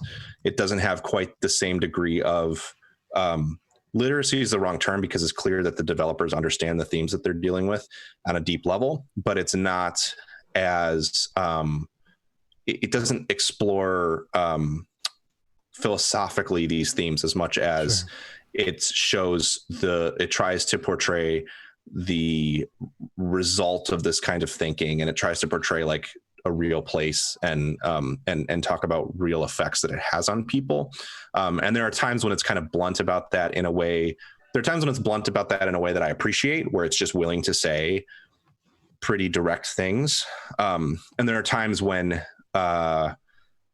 there's some writing that's a little like, you were really trying to get a point in here and you couldn't quite figure out the best way to do it. So you just kind of said something that is like an example. There's an early part where very early on where your character is remarking that there are these women that run a repair shop across the street, and you're talking to to Melinda, the character that you're working with, and your character's like, oh, those girls run the repair shop. And Melinda is like, they're grown women, they're not girls. And it's like, hey, it's like, it's great that messaging is in there, because that's like an important thing that people don't say very often, but it also is so blunt that I think it's like a little clumsy. And yes. So for the people that need to hear that kind of language the most, they're going to go, oh, that's cringy. In fact, I saw in some Steam reviews people saying that. So there are some instances of that. There's a later point where they're having a conversation about the Catholic Church that I'm like, it's really good that you're talking about this. Also, this is a little forced. So it has some of those moments. Right. It's like important messaging, but the people who need to hear it might not necessarily connect with the messaging in a way that's productive. Right. Yeah. Pat, does it specify, this will seem like a pedantic question, but there's actually a really good reason for it. Does it specify what year it takes place? 1977. Yes.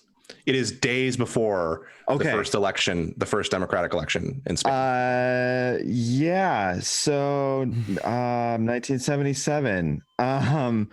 So a little, are you familiar with why else that year is significant for post-Franco Spain? I don't think so. So there something called the Atocha massacre. Oh, sure. Yeah. Right. Yeah. So basically what happens in a little education, ultra-rightist commando unit comes in and shoots a bunch of lawyers, 5 labor lawyers for the Communist Party of Spain and the Workers' Commission, the CCOO. And that ends up kicking off a lot of things. This is tricky stuff. Yeah. So it doesn't touch on that event. I know didn't have it in my head that was in 1977 specifically. Yeah. It doesn't touch on that specific event, but it's dealing with themes that surround that in a pretty direct way. And in a way that I was kind of expecting it to be gentler, I guess, and it's not. And I think that's good. It's very clear. I mean, it portrays the kind of violence and police brutality that police groups did then. And it does it without displaying it in a particularly graphic way, but in a very clear way. And it's only not graphic because, you know, you're dealing with a visual style that is slightly more cartoony. It's not a super realistic style. So, but to sort of talk a little bit about like what the game plays like, since you are you're the conceit being your character is a wheelchair, he uses a wheelchair and is sort of confined, not really, but for the purpose of the story, you don't ever leave your apartment. And so you have a balcony, you have binoculars and a camera, and you're kind of moving around this wraparound balcony and looking at different parts of the environment. And at various points, you're either calling things out to Melinda, who's on the ground in the square, or you're taking pictures of things, or you're just trying to look at things to get a little bit of like dialogue. And it's a pretty smart way there's two things. One, they did work, which I think this struck me. They did work with a disability consulting firm to make sure that they portrayed all this stuff in a way that is appropriate and effective. So despite the only criticism I have of it is that the animations are pretty limited. And so you don't ever see your character's arms moving to actually like use the wheelchair. You just it's a real Professor X situation. Yeah, you just kind of slide around. But I understand that's a limitation of budget. That's not a limitation of it's not a choice in a strong sense. And but the other thing is that it does provide. I was struggling with this concept as someone who is not the most qualified to talk about this kind of thing, because it's not an experience that I have. Mm-hmm. But on the one hand, I think I could see someone finding it a little frustrating because in a sense, you could read it as, oh, they came up with an idea for the mechanics of this game and then decided, well, the way we can make that happen is by casting the character as a wheelchair user. I don't think that's what happened. I think that the character was envisioned first because most things in this game narratively are handled with quite a bit of care. So yeah, but I could see playing it and feeling that way. Either way, what I will say is, at the risk of sounding, I don't want to say anything that would come off as offensive in that vein, but I think that the result is a really unique way to engage with an adventure game because you kind of have this bird's eye view at all times.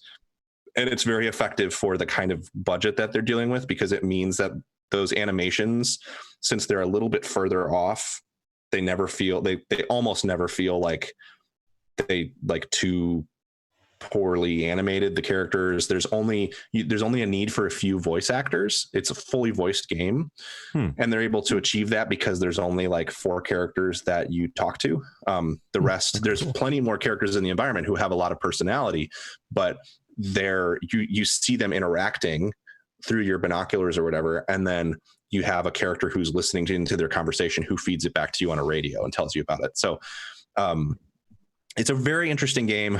I would say that the only things that let me down were, it is not there really isn't any kind of critical thinking that you have to do to get through the game. I was kind of hoping that there would be more of a like piecing together the murder and actually like having to figure out who done it.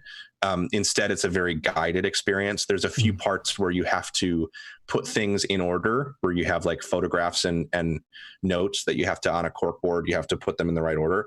But there is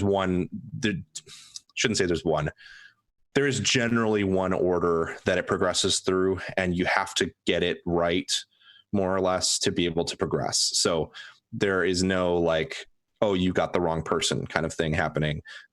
So I was a little bit let down by that, but it's made up for in how strong I think that the narrative is. The other thing that I'm cautious about, specifically to get to the point that you were kind of making earlier, Jeff, is so there are 2 narrative paths to this game. There is one that I played where you sort of recant the terrible things you did as a police officer and work with this reporter, Melinda, this leftist reporter, to basically like unravel the sort of conspiracy that's happening. Then there's also one where you sell her out to your former police partner. So I haven't played that other path and I don't know what it looks like. That's good. I'm going to, because I'm curious and I do want to review this game. So I am going to try the other path. I have a feeling based on, it's very clear that the politics of the people who are making the game are squarely on that route that I played. Like that is like, clearly meant as the right route because it has supporting fascists is bad. Yes. And it has very pointed dialogue and language in that part to talk about how awful those things like what the character used to do was. So I have no doubt, there's no doubt in my mind that this is not like you play the other path and they're like, but also this is good. So I don't think that's happening, but I am curious to see how they handle you being a terrible person, basically. And so I do want to kind of, before I fully sign off on this game as a really good product, I want to kind of like that's legit. Take a look down that street and see how it looks from that angle. One quick question. Yeah. Is there any references in the game to the film Rear Window at all?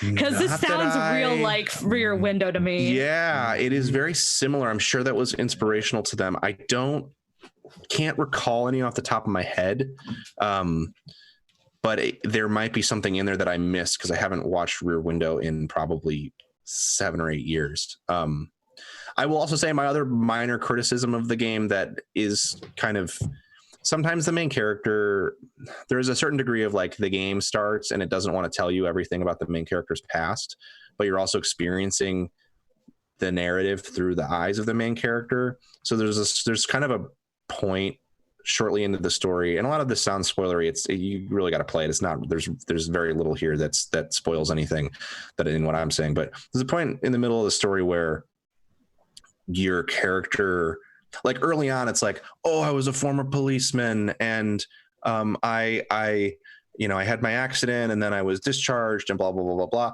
And in my head, I'm like, if you were a former policeman 5 years ago in 1972, you did bad things. But the character is like, my policing days. And then there's sort of a point a little bit further in where the character like has a nightmare and then is like, oh, I did bad things. And it's like, yes, you did. Thanks for joining us. Not that much has happened in the last hour for you to change your perspective. Like, so that was a little bit jarring of like, I understand why they did it from a story perspective. Like they want to deliver this stuff kind of on a drip feed to so that you have, it's not just like, oh, it doesn't just like start at this guy was part of a fascist hit squad, even though you can figure that out if you know anything about the regime that he would have been a part of. So that was a little bit like, come on, man, you're not stupid. But otherwise, the narrative is very strong, and I think that it's definitely worth a play. And like I said, can't speak to the other path narratively, but it does have those two paths. So I'd say it's like a good 6 hours of gameplay if you were to kind of go down both routes. Pat, there's a couple other minor choices you make too. Pat, we do have a question from our chat from one Chris Edgerton, who asks, quote, somewhat important question, can you look down and see the wheels turn in the wheelchair? So you can certainly look down and see your body in the wheelchair. It is, like I said, there's no animation of the character actually working the wheels in the wheelchair, and I would have to double check to see if you can actually see the wheels spinning. I want to say because of the angle, the arms of the wheelchair kind of block the view of the wheels, so you don't necessarily see the wheels animating. but otherwise the wheelchair is like appropriately modeled. And like I said, they worked with My Ability Social Enterprise, which appears to be a Austrian or German disability consulting firm. Cool. So I will double check on that though. And for Chris, shoot you a message directly. I'll boot it up and see if the wheels themselves moved. Because agreed, that is important. Yeah. All right. Well, I'm gonna be rude and pull the conversation my way real quick because I don't have a ton to say about these games I'm playing, and then we can get into some meatier discussion with what Jeff has brought on board today. But what I have brought is Resident Evil Resistance. Question mark? Question mark? Yeah, that's like, okay. Is it a Resistance? Is that what you brought? It's half of what I brought today. I did play Resident Evil Resistance. Resident Evil Resistance is the multiplayer component of Resident Evil 3. It's technically a separate game. It's like a separate executable and everything. And the way it plays, it may as well be a separate game. It is an asymmetric multiplayer game. That's what it is. You've got teams of 4 survivors. It's kind of like a Left 4 Dead type thing. And then you've got one mastermind who is observing these survivors as they try to escape from like Umbrella research facilities. And you're swapping around between like security cameras to see what they're doing. And then through the view of the security camera, you can place down things like traps, like kind of like bear trap type things. Or you can put down zombies and other monsters, zombie dogs. You can put down like a Birkin from Resident Evil 2, like a G2, the first boss with like the big pipe and the big eye. Oh, yeah. And so while and then eventually you can like do your ultimate mastermind move, which is like summon a big fuck off zombie thing like a tyrant or something like that. And then you can actually take direct control of that creature and then like fuck up some survivors and like punch them in the face or grab them by the face, lift them up and squeeze their skull, whatever.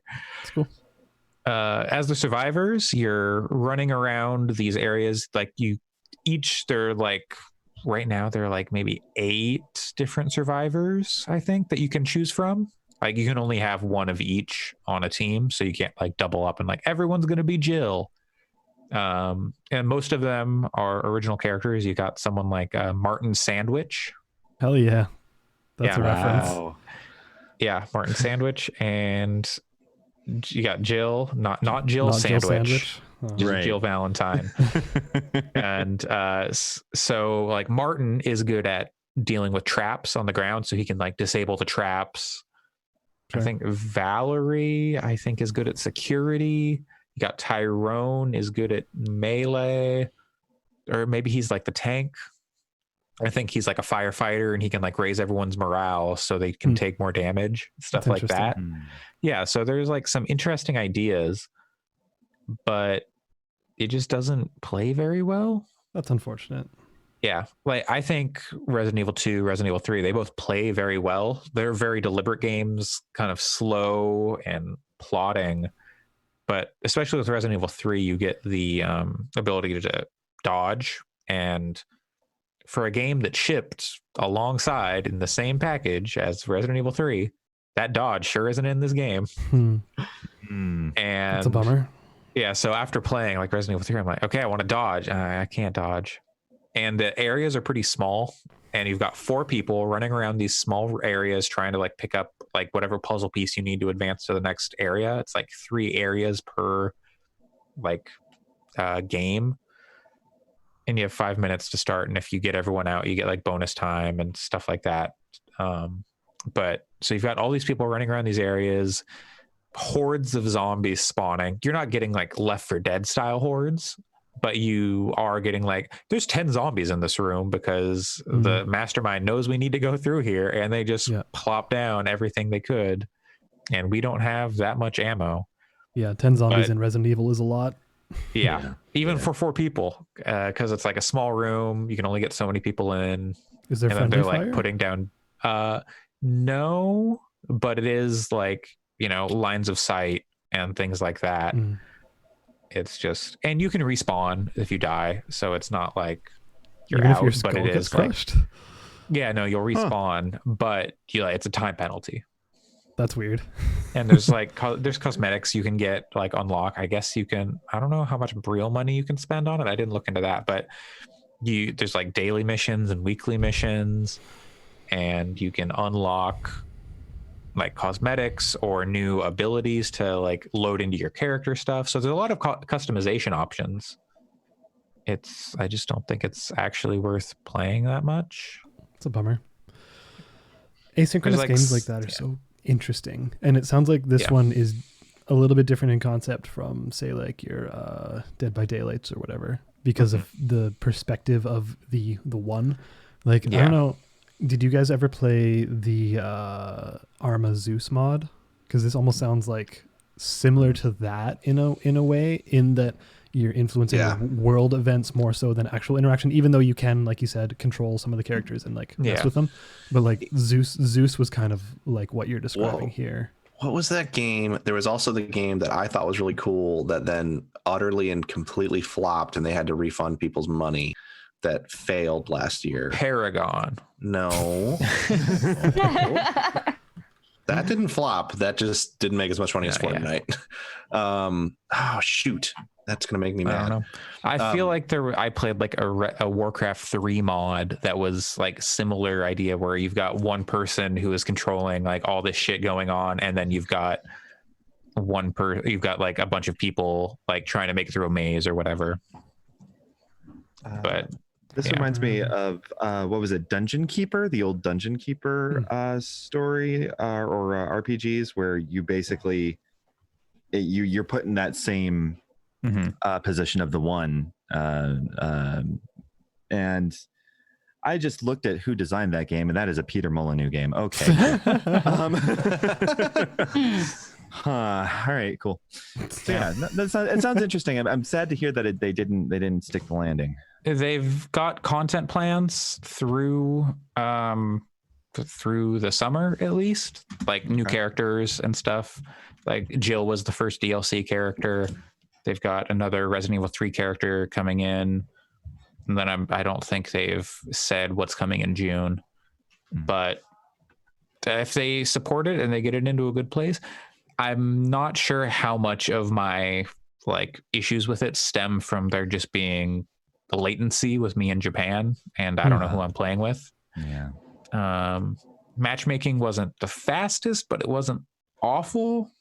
Like usually less than a minute, sometimes a little more than a minute. But it seems like people don't want to play Mastermind very much because there was a patch that removed the weekly Mastermind mission or the daily Mastermind mission. That's interesting. So I don't know if it's like hard to get a game as the Mastermind, or if it's just no one wants to be the Mastermind, or it's not fun to play or something. I don't know what's up. I'm so mad I can't remember the name of this game because there are so many parallels here. It's gonna keep you awake at night. You're gonna I'm not gonna be able to think about anything else until I find this. I'm gonna interrupt Jeff's well, I got one more game to talk about. Okay, well, I'll interrupt you. Speaking of staying up late into the night, I played another VR game, Pixel Ripped 1995, which is a sequel to Pixel Ripped 1985, 89, something like that. Yeah.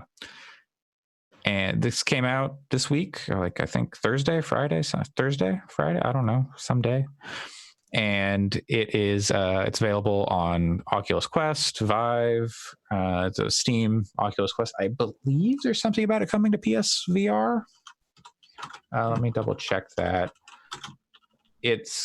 So if you are unfamiliar, Pixel Ripped is a game where you're in the quote unquote real world and then playing like a Game Boy in class, or you're playing games and then somehow those games start to interact with real life. Like you start platforming on like shelves and shit, or that's awesome. Whatever. The setup for Pixel Rip 1995 is it's around Christmas. and the Ultimate 32 is coming out or something. Yeah. But you've got like a power station, and you're playing Pixel Ripped. Yeah, you do.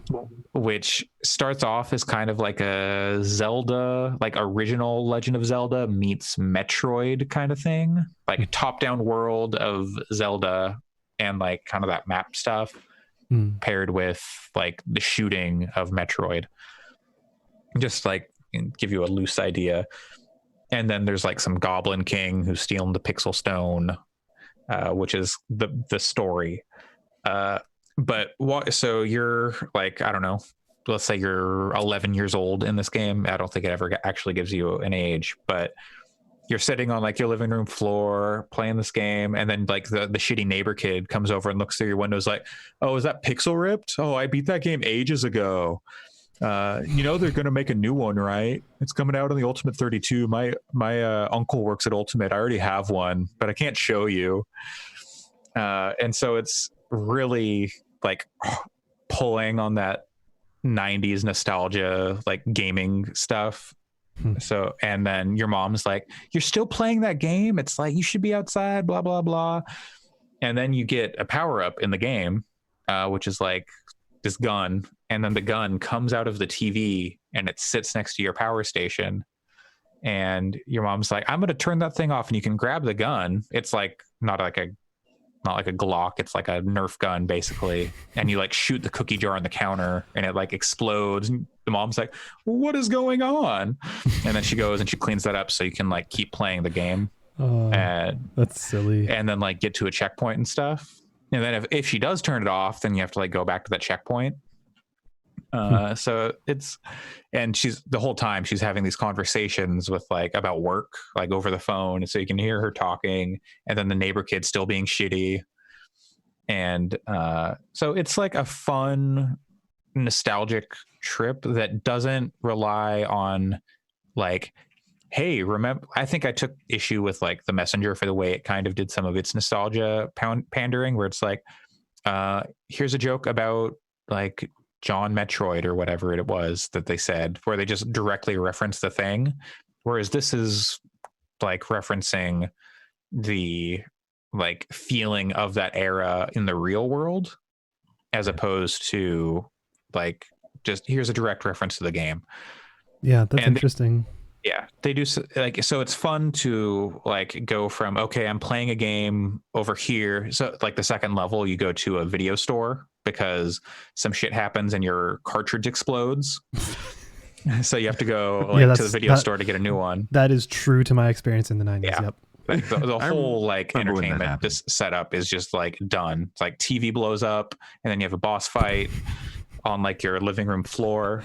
But so you have to go to the video store to get a new cartridge, and the shitty neighbor kid is there and he's like, well, I was going to rent this one, but I guess if you can get the secret 8th crystal in Rad Rabbit, which is like a Sonic the Hedgehog spinoff, you can, I'll let you rent it.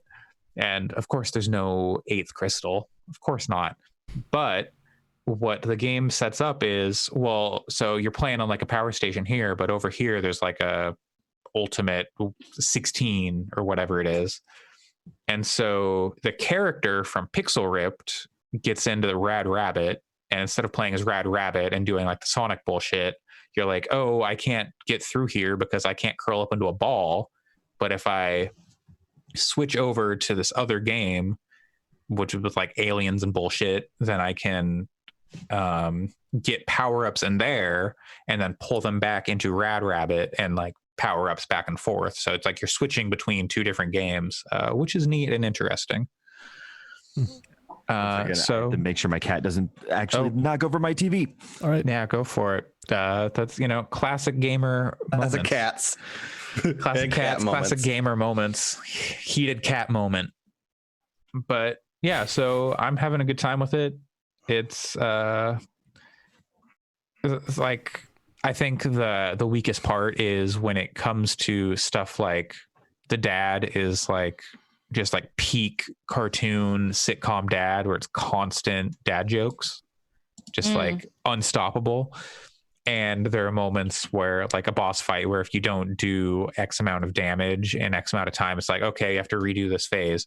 And it's not like super long, but that happens enough. Then you start rehearing the same jokes. And it's like, okay. And you're like, I get it. There's only so much you can write. But, yes, did you figure it out? This game. No, I figured out my other question. Okay. This, I know. Okay, so one of my friends on Facebook actually is, I think, related to one of the developers of this game. So interesting. I didn't put two and two together that this was the VR thing. Yeah. Oh yeah. It is coming to PSVR and very soon. I don't know how soon that is.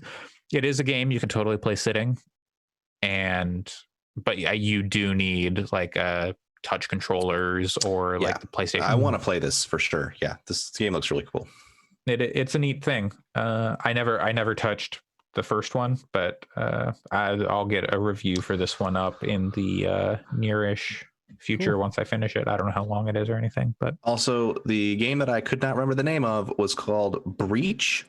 It was a cool but flawed action RPG that was sort of like MMO Dungeons, but a little more actiony. And it was a 1v4 thing where there was a mastermind that would spawn enemies and could take control of some of the enemies and that kind of stuff. It was interesting. It was made by BioWare and EA devs. And they had a pretty bad microtransaction system for getting the character classes. So that was one of the things that sunk it. And then the studio shut down last April. Rip.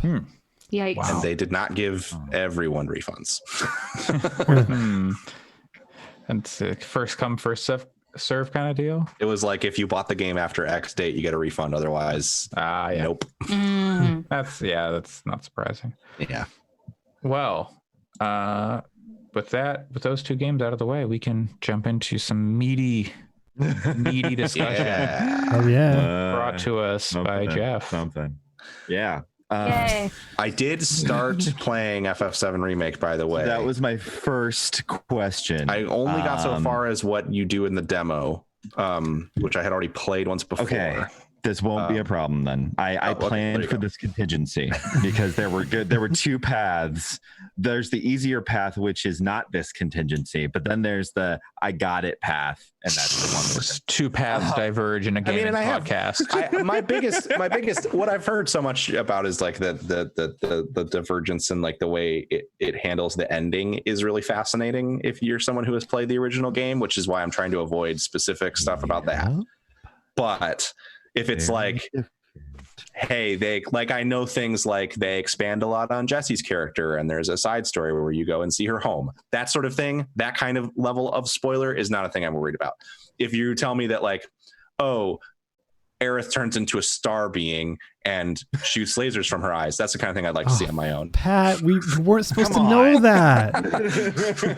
Okay, but like, knowing that would make my interest in playing this like go from like pretty sizable to being like, I need this game now. I mean, I'm already kind of I need this game though. I just gotta I am seriously considering buying and replaying Final Fantasy VII right now, like the original. Legit. That's legit. So in case people somehow aren't aware, Final Fantasy VII Remake is a remake of a 1997 game where the lead singer of A Flock of Seagulls goes against David Lee Sephiroth. And so basically, there's a whole huge thing. It's one of the big nostalgia, but also one of the big sort of proving points. And a lot of folks have been focused on the plot, been focused on the graphics, focused on the voice acting. But one of the things I don't see a lot of discussions on are leitmotifs and what it means to remake a score. So I wanted to sort of bring that up and get this in context. And having beaten the game, I'm going to point out a couple of places where there's some interesting stuff going on. But first, I want to at least give some folks some groundwork. I'm not going to assume that everyone's like, super into theatrical history and leitmotif. So I'm going to give like a very brief sort of groundwork here. Leitmotif is basically just refers to a melodic idea that accompanies the presentation of a character or situation in a narrative. It was popularized by musical edgelord Richard Wagner, who was a total control freak. But he basically he came up with this idea not just because he wanted to signal, oh, this thing is present, or oh, this thing is happening, but he wanted the music to narratively contribute to whatever is happening on the stage. So this is actually super important for a lot of modern fantasy, a lot of contemporary fantasy, whether it's speculative fiction, or whether it's more medievally grounded. And there's some general principles for that. So like they create what I call affect traps, or affective traps, where through familiarity with the music, through the sort of affective shading that you get with different kinds of tonality, it creates an immersion effect. You're not distanced from the narrative, you're in the narrative, because you feel some sympathy or some kind of resonance with what's going on in the music. It can deepen, and this is probably the most important point, it can deepen and makes complex extremely simple dialogue. Like, this is a thing that Star Wars has used to great effect. Everyone loves Star Wars. Well, I won't say that anymore. It used to be the case. We still love Star Wars. We just hate that one movie. Yeah. It's a shame they never made a sequel to The Last Jedi. Exactly. Love Star Wars, but like, I think the other thing though is that like loving Star Wars comes with realizing that a lot of it is garbage. Like, if only they had made a sequel to the cinematic masterpiece that is The Last Jedi. Yeah, that would have been really nice, but it never happened. And I think that Star Wars is like one of the things that I actually ended up sort of spoiling the movie for myself, because I listened to the leaked soundtrack and I was able to put together the plot beats, and I went and I saw it and I went, well, the editing for this is shit, but this is pretty much what I thought it was. And and I think that speaks to the power of John Williams's sort of score and the way that George Lucas uses imagery and what have you. Now, John Williams, I don't valorize the dude, but basically, he's very much like, Wagner looks like a really good guy to improvise off of. Let's just put it that way, among other reasons. Anyway, he's a very strong composer in creating not just like motifs, but also like recognizable ones, where even if you're not necessarily like a music person, you probably can recognize a lot of John Williams's music. Yeah, he's prolific. That's for sure. He's very prolific. So you can use Leitmotif to deepen or make complex simple dialogue. You can use it as a cue for affective expectation. But why do we really care about this in the Final Fantasy context? Well, bluntly put, the composers of Square what have held together the anime tropes of the entire Final Fantasy series, period. Yep. Because yes, Yoshitaka Amano is very important. Yoshinori Kitase is, of course, extremely important, as is Sakaguchi.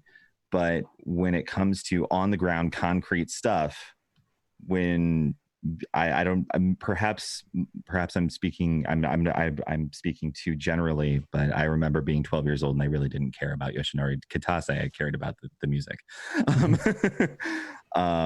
So yeah, given the limited amount of dialogic moments within sort of JRPGs generally, but especially old JRPGs, or even in this new weird Tetsuya Nomura kind of trend where all of a sudden folks can't complete a sentence, where everything's elliptical, where everything's very much like that is so what and like it's like 5 minutes of that dialogue. The only thing that's going to get you through it is the music. And even then it probably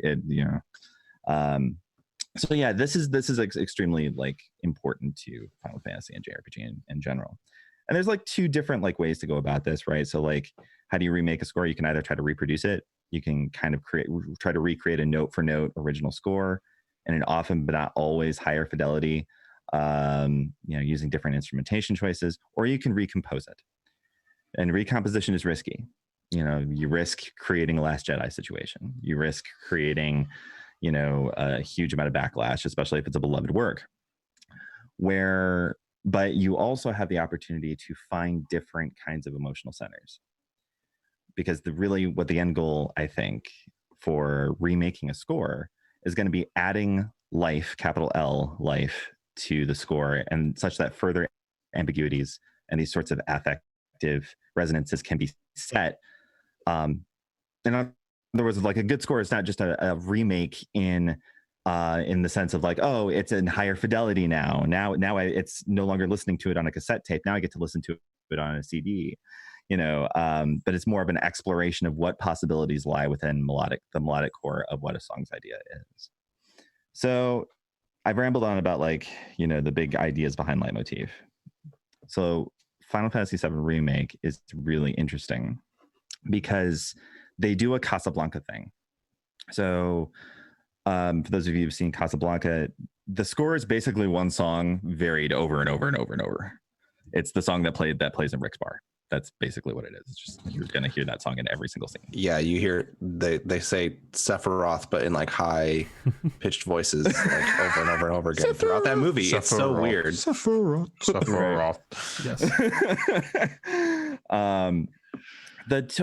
So I'm like, okay, I'm expecting something like that. And what we get is we do have a kind of song where there's literally, having gone through the game, counted through them, 12 versions of the same song. There are 12 versions of Let the Battles Begin, which is the random battle music from the OG Final Fantasy VII. Mm-hmm. And what's interesting is that, and it kind of gives us a model of sort of a model of how the score is going to be treated for certain other moments in that game, where you begin with a sort of recomposition approach. Like in the demo, you sort of get a little bit of, you get the tie back to the root 7th tonal center of all Final Fantasy battle themes, otherwise known as every single one.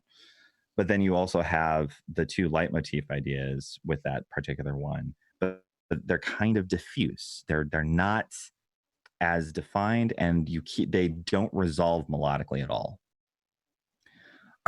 And then as you go through with the breakthrough, as you progress in the plot, eventually that recomposition slowly brings in more instruments, more tonal elements, and finally you do end up with a kind of reproduction rearrangement of the original, which makes stronger choices. Because I don't know if y'all have heard the Let the Battles Begin from the original Sony PlayStation 1 sound chip, but by God, that sound chip's horn sound font collection is just amazing, incredible, ingrained upon my psyche. Like, I actually played it on PC, so I did not hear that. I heard the PC, the sound card version of it. It really is something else. And so basically what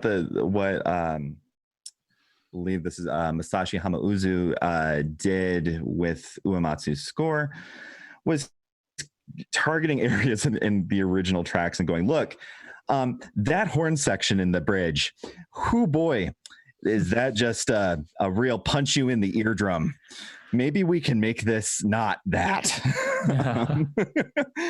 So yeah, but we, there's these sorts of modes of improvements. And then you get like in certain high stakes boss battles, you get a completely sort of deconstruction almost of Let the Battles Begin. You even get a Hatsune Miku kind of version, which is real weird. But that's not to say that the score is a complete success story. So a really good example of a failure of the remaking score, especially in Final Fantasy VII Remake, would be a beloved fan track, Crazy Motorcycle Chase. So in the OG game, you're escaping from the Shinra building, you're on your motorcycle, there's Red 13 and Barrett and Tifa and Eris in the truck, and there's a bunch of Shinra motorcycles, and you have this really kind of dancey but sort of ominous sort of song that's going on. It's very gets you keyed up. And when you okay, Pat, this I am gonna do my very best. But this, I can take my headphones off. I can take my headphones off for a minute. But here's the thing: I'm not going to classify what I'm about to say as a spoiler. I'm going to classify it as a warning. Fair enough. Because I don't want you to have to feel what I had to feel. Okay. So the first time, there's two versions of Crazy Motorcycle Chase. The first time that you experience it, you are on a motorcycle. That's correct. And it starts out with that sort of an updated version of that tiny little eighth note kind of repetitive thing. And you're like, oh, I know what this is. And you're like getting pumped up. And you're like, yes, you know, it's going to be a thing. You're just completely, it's 1998 and you're there. And then all of a sudden, when like the bass drop would go, the song does drop in a way into we lived in the same part of Michigan. It drops into 101 WRIF. Oh no. It drops into like Theory of a Dead Man. Yeah, into Theory Breaking Benjamin. Kind of very generic. Breaking Benjamin is perhaps a really good example of that. Oh no. Generic hard rock sound with someone with a cheap Ibanez and an orange amp. So you wish so I should have played this when I was like 15. Yes. And there's lyrics because this Tetsuya Nomura gave that to us because he figured out Simple and Clean worked. Why don't we bring that here? Hey, don't look. Okay, you're walking on some very thin ice here. Do not bring my queen into this. I like Simple and Clean quite a bit. I just really question whether it belonged in Kingdom Hearts. It 100% does. I have like zero. I don't have much affection for Kingdom Hearts. Podcast. That song needs to be in there. And Skrillex needed to be on Face My Fears. No, I will not. That cannot. You're wrong about everything when it comes to Kingdom Hearts 3. I mean, I'll totally like. I have no hatred for people for Kingdom Hearts fans like at all. But like at the same time, like Kingdom Hearts is just something that completely bounced off. You missed the saga of me. I never got into Kingdom Hearts, and then last year I was like, last year I was like, I should play all of Kingdom Hearts, and then I played every Kingdom Hearts game in about 3 months, and it's now one of my favorite video game series of all time. It is incredible. It was amazing to witness how it like went from like 0 to Kingdom Hearts and Zero to hero. Hell yeah. Yeah. Wow. Exactly. Kingdom Hearts 3 was on my top 10. Like, oh yeah, you're great, Pat. You're just great. I listen to Kingdom Hearts music all the fucking time. I don't listen to any other Kaoru Utada, but I do listen to Kingdom Hearts music. That is the last album I bought was her new album. Anyway, sorry. I have a lot of yeah, so absolutely. So yeah, be aware that, you know, Crazy Motorcycle Chase, there's going to be one version that it's just gonna break your heart. Well, that's good to know. I appreciate the warning. I have a question about that though. If this was your first experience of Final Fantasy VII and you did not have those expectations of having that context, how would you feel about it? Like, would it have fit? Like, does it fit the scene? I mean, generally, because I'm a grumpy old man, I would have liked it better had they not put the vocals in. Because the problem is that, and I think this might be also a sensory processing thing where I'm like trying to pay attention to the dialogue, and like if someone's singing at me, I'm like, for the love of God. Well, and that's to seriously say the differences between like the music with lyrics in Kingdom Hearts is pretty much always deployed at the top of the game with deployed. It's that's like just a good word for it. It's like you get a crazy music video that's like tied to the plot, but also like it's very esoteric and strange. And then they don't really use music with lyrics for the rest of the game. I don't know. Kingdom Hearts 3. I don't even remember. It does have the entirety of Let It Go. That's incredible, though. That sequence is one of the best moments of the entire game. The entire scene from the movie. It's the entire scene from the movie with Donald and Goofy and Sora just in the background. But I think ripped my playthrough video where I poorly sang along. It's gone. Anyway, yeah. Like, so I wouldn't enjoy it. I don't think if it was in the middle of like a boss fight or something. You know? An interesting way on that, because that is something that has come up in other games, and there's one composer I can think of who got around it. And that's Keiichi Okabe.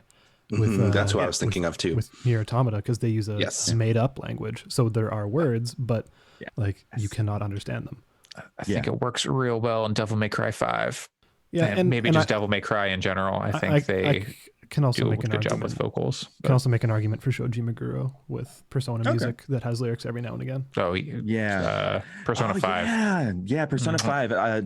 That's a really interesting like exception, because I absolutely adore the Persona 5 soundtrack, but I think maybe what I'm griping about isn't necessarily the presence of vocals. And let me revise my position. I think what I'm griping about is the lack of ducking. That's what I was going to say, is the mix on Persona, because it's a thing in every Persona game, well, Persona 3 forward, where there's sequences with really good music with lyrics, with really good lyrics in the background, but the mix is so good on the audio mix in general in those games between sound effects, voiceover, music is so good that I think that has a huge effect on that. And I think that's true of Nier as well. That's very true. Yeah, they understand sidechain compression. Yes, they do. Exactly. I really wish more people did.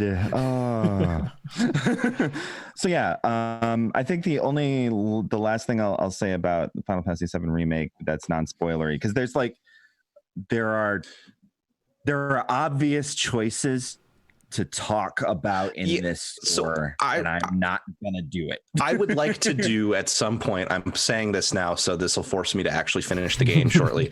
I would like to do a spoiler conversation about FF7 Remake, because even just playing the opening again, I think I fucking love that game. Like the combat in it is so, it's like if you took Kingdom Hearts and took it from in my head, it good again. Yeah, it's like in my head I love Kingdom Hearts' combat, but intellectually I know it's not very good. And this is like, what if it was actually like super good? That's funny. It's very similar to Kingdom Hearts. Very, very similar. If it's Nomura back at his peak, whereas Kingdom Hearts was like I think there is like a long lull in like what he was doing, like and to call back to what I said earlier. This is a game which gives you direct. I would even say like intimate control over the combat capabilities of multiple characters with very specific ability sets, and like that is, like I said earlier, something that I really like. And the play of like switching to Barrett to shoot at turrets and then switching to Cloud to deliver melee combos is like super good in my opinion. So that stuff gets much better just throughout the game. Anyway, continue. But I'm sure that we'll have a place if you're interested to address those kinds of spoiler questions. Absolutely. And as talk about some of what they do musically and what it might mean.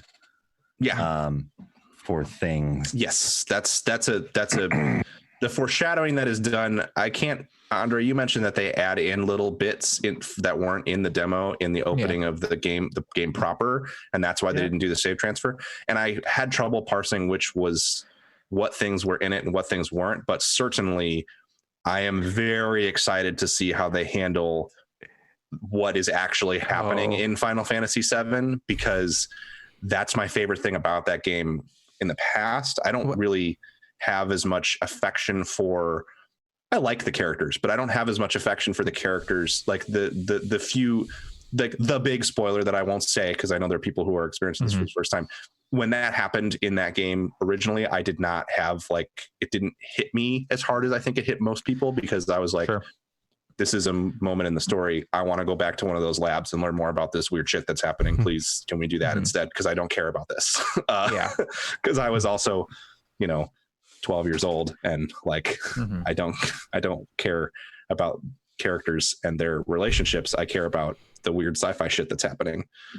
So Right. yeah. I think one recommendation that is really easy to sleep on the score. There are 3 versions of Tifa's theme.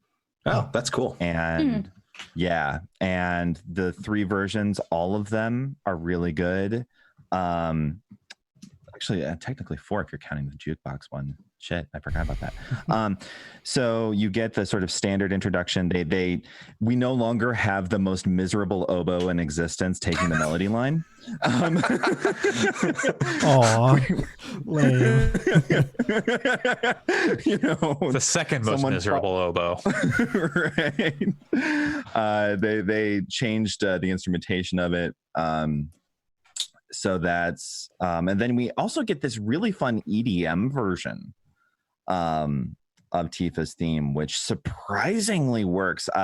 Mitsuto Suzuki, who did Mobius, the Final Fantasy Mobius game, was involved with that one, and then Hamauzu took over, and there's this really gorgeous one, just chef's kiss. You know, I've been sleeping on Tifa's theme this entire time because I would just hear that Sony PlayStation 1 oboe sound font and immediately leave the room.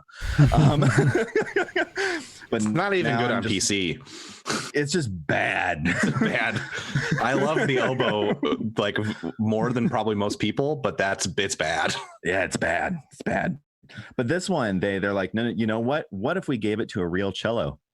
And what if we gave it piano accompaniment? And what if we understood dynamic control? And it's like, yep, okay, 100% in. Please more of this. Yeah. So there are some really great pieces here. There are 2 score pieces that I've already sort of inferred, not going to talk about, that everyone's going to pay attention to. But I would urge, especially music fans or people who just enjoy picking apart music, to take a second look at a lot of the otherwise incidental music and notice the kind of changes, because there's some really brilliant stuff happening. And I think if this is the kind of work of musical labor that we should expect from future iterations of this game, I'm at least hopeful that I will at least get a pleasing oral experience. Yeah. I did not play the game. I did watch the ending as soon as it came out, though, because I heard people talking about it, and I knew I wasn't going to play it because I don't have that much reverence for the original, but at least wanted context for the conversation that was to come, because it seemed like enough people were kind of like being split by it. And even I, as not a Final Fantasy VII OG fan, am familiar with works like One Winged Angel, because you hear it everywhere.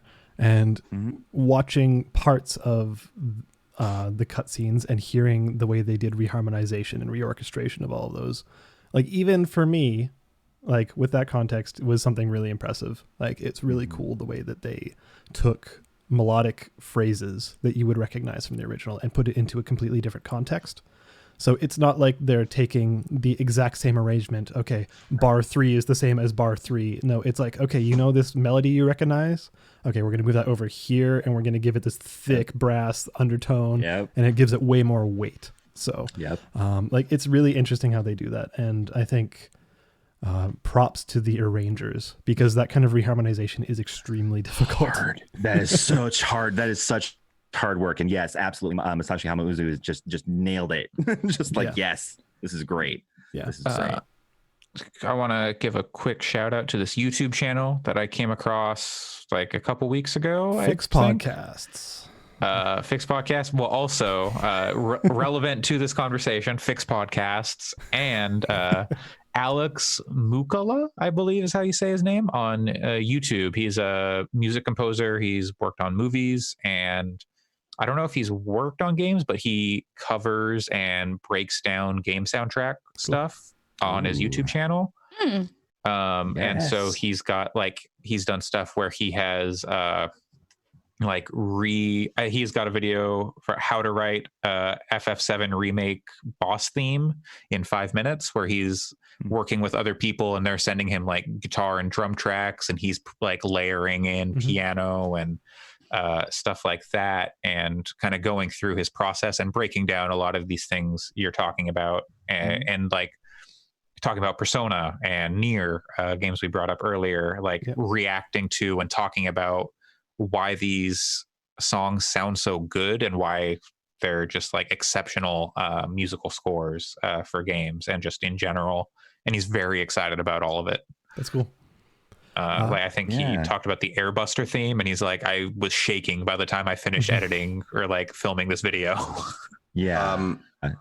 I also want to say that this is a minor spoiler if you are planning on playing the FF7 remake and don't want to be spoiled on stuff that happens at the very beginning in the part that is covered in the demo, but that this was not in the demo. There's a moment when you kill one of the scorpion, or not the scorpion tank, but one of the other walking the sweeper tanks, the sweeper. Thank you. Yeah. So the moment when you kill sweeper, when Barrett goes, da, da, da, da, da, da, I was like, that is the dumbest shit in the universe. He does that multiple times. He refers to it as our victory song. Yes, it's very funny. That was a nice little treat that that was one of the things that made me okay with replaying stuff that I did in the demo.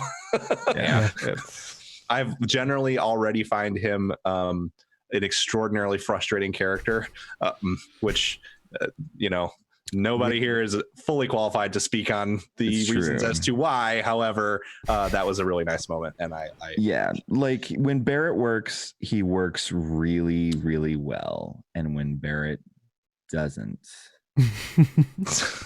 it's bad. Oh my god, it's bad. It's like if you did that, it's a good thing. It's a video game because is Robert Downey playing him? Times I'm like, oh my god. Yeah. Anyway. Oh yeah. So last week, Pat asked if. I was gonna say last week Pat asked if Barrett swears, and Barrett doesn't swear because they moved all of the swears to Aerith. I wish that were real. I'm just saying. I don't want to. I know you had a point too, Alex, but there's a very cute video. I can't remember her handle, but there's the woman who plays Aerith. Oh, so cute. She tweeted video of her streaming from when she first heard her voice acting in the game, in the finished game, when the scene where Aerith is introduced, and it's incredibly adorable, and I highly recommend. It was extremely good. Not that hard to find. I recommend looking it up. There's also a couple streams. This isn't Final Fantasy VII, but like you find voice actors from like Fire Emblem, the Three Houses, playing through the game, and like sometimes they're doing it in character, and it's very sweet. The Three Houses cast is very adorable. Didn't the Claude actor call in to like Games Done Quick during a playthrough of the game or something? Yes, he did. That's great. But more back to what Jeff was talking about, like if y'all ever want to have a deep discussion about soundtracks, I'm always in. Jeff, I'm not sure if you have this context. I have 2 degrees in music, so I'm always happy to talk music. Excellent. So yes, I was a professional musician for 15 years before I actually got into philosophy.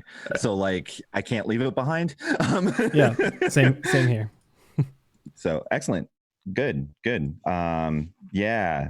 This is so I'm glad I heavily recommend, even if you like freaking hate FF7R, if you're like, no, this ruined the series, and you get all everything about it, that's okay.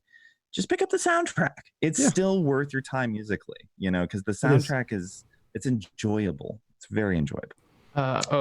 One last sentiment I kind of saw going around a little bit. It wasn't like any grand critique, but it was right. I think I think it was Too Mellow. I saw saying, I wish when people remade or recomposed a soundtrack, that didn't just mean make it orchestral. Yeah. Do you have any thoughts on that? So half of me is very much like, yes, we need to start thinking with different toolkits of arrangement. Unfortunately, a lot of the filmic sensibilities of RPGs and the filmic sensibilities of video games these days tends towards the orchestral because that's a lot of what these original scores were trying to mimic anyway. Right. But I would agree provisionally that, you know, if you wanted to really be daring and take the risk and be like, okay, like I just thought of something. If in a certain moment in the OG Final Fantasy VII that we're all collectively thinking about that hits very hard, were to, rather than have the music that plays with a piano, right? Mm-hmm. You have the piano and then the orchestra comes in. If instead you kind of went, okay, what if we went just full Bear McCreary here and we just put in a duduk and just play the melody on the duduk?